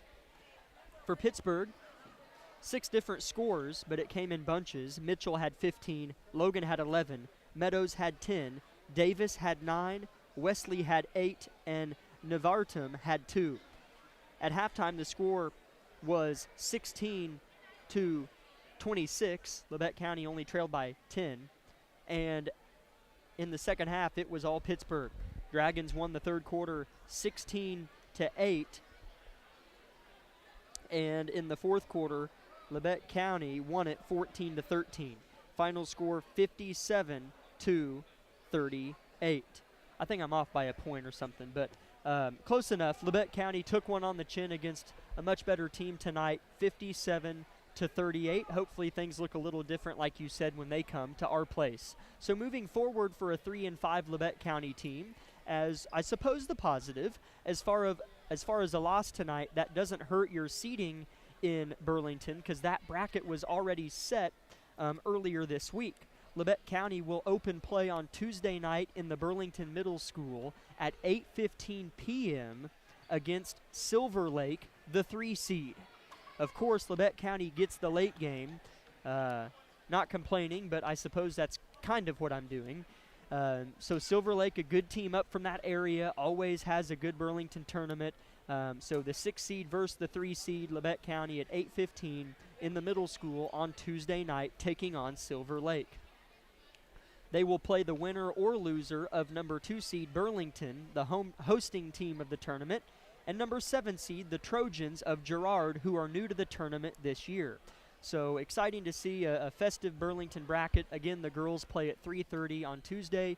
Boys, the nightcap in the middle school at 8:15. Any final words, Dad, from yourself or Jonathan on how the game went today, or looking forward for our Grizzlies before we wrap up tonight's broadcast? Yeah, I don't necessarily have anything to say. Just I was happy that we didn't it's real easy to get frustrated and start to show that frustration on the floor. I really didn't see that. I know our boys want to win and all that, but I saw us continue to try to compete and to not just lay down. So I applaud Coach Argerbright, Coach Tucker, and Coach Brown, because that starts there. And then, of course, the boys for walking it through when it really matters in a game. So, hey, let's go get them Tuesday. Absolutely. For Lucas Hayward, Jonathan Dusher, and my father, Jack Leake, my name's Jack Leake, saying so long from Pittsburgh, Kansas. We'll talk to you about 3:15 p.m. on Tuesday as the girls take on Paola in the Burlington tournament. Have a good night, Grizzly fans. Be safe driving home. Have a good weekend, and as always, God bless.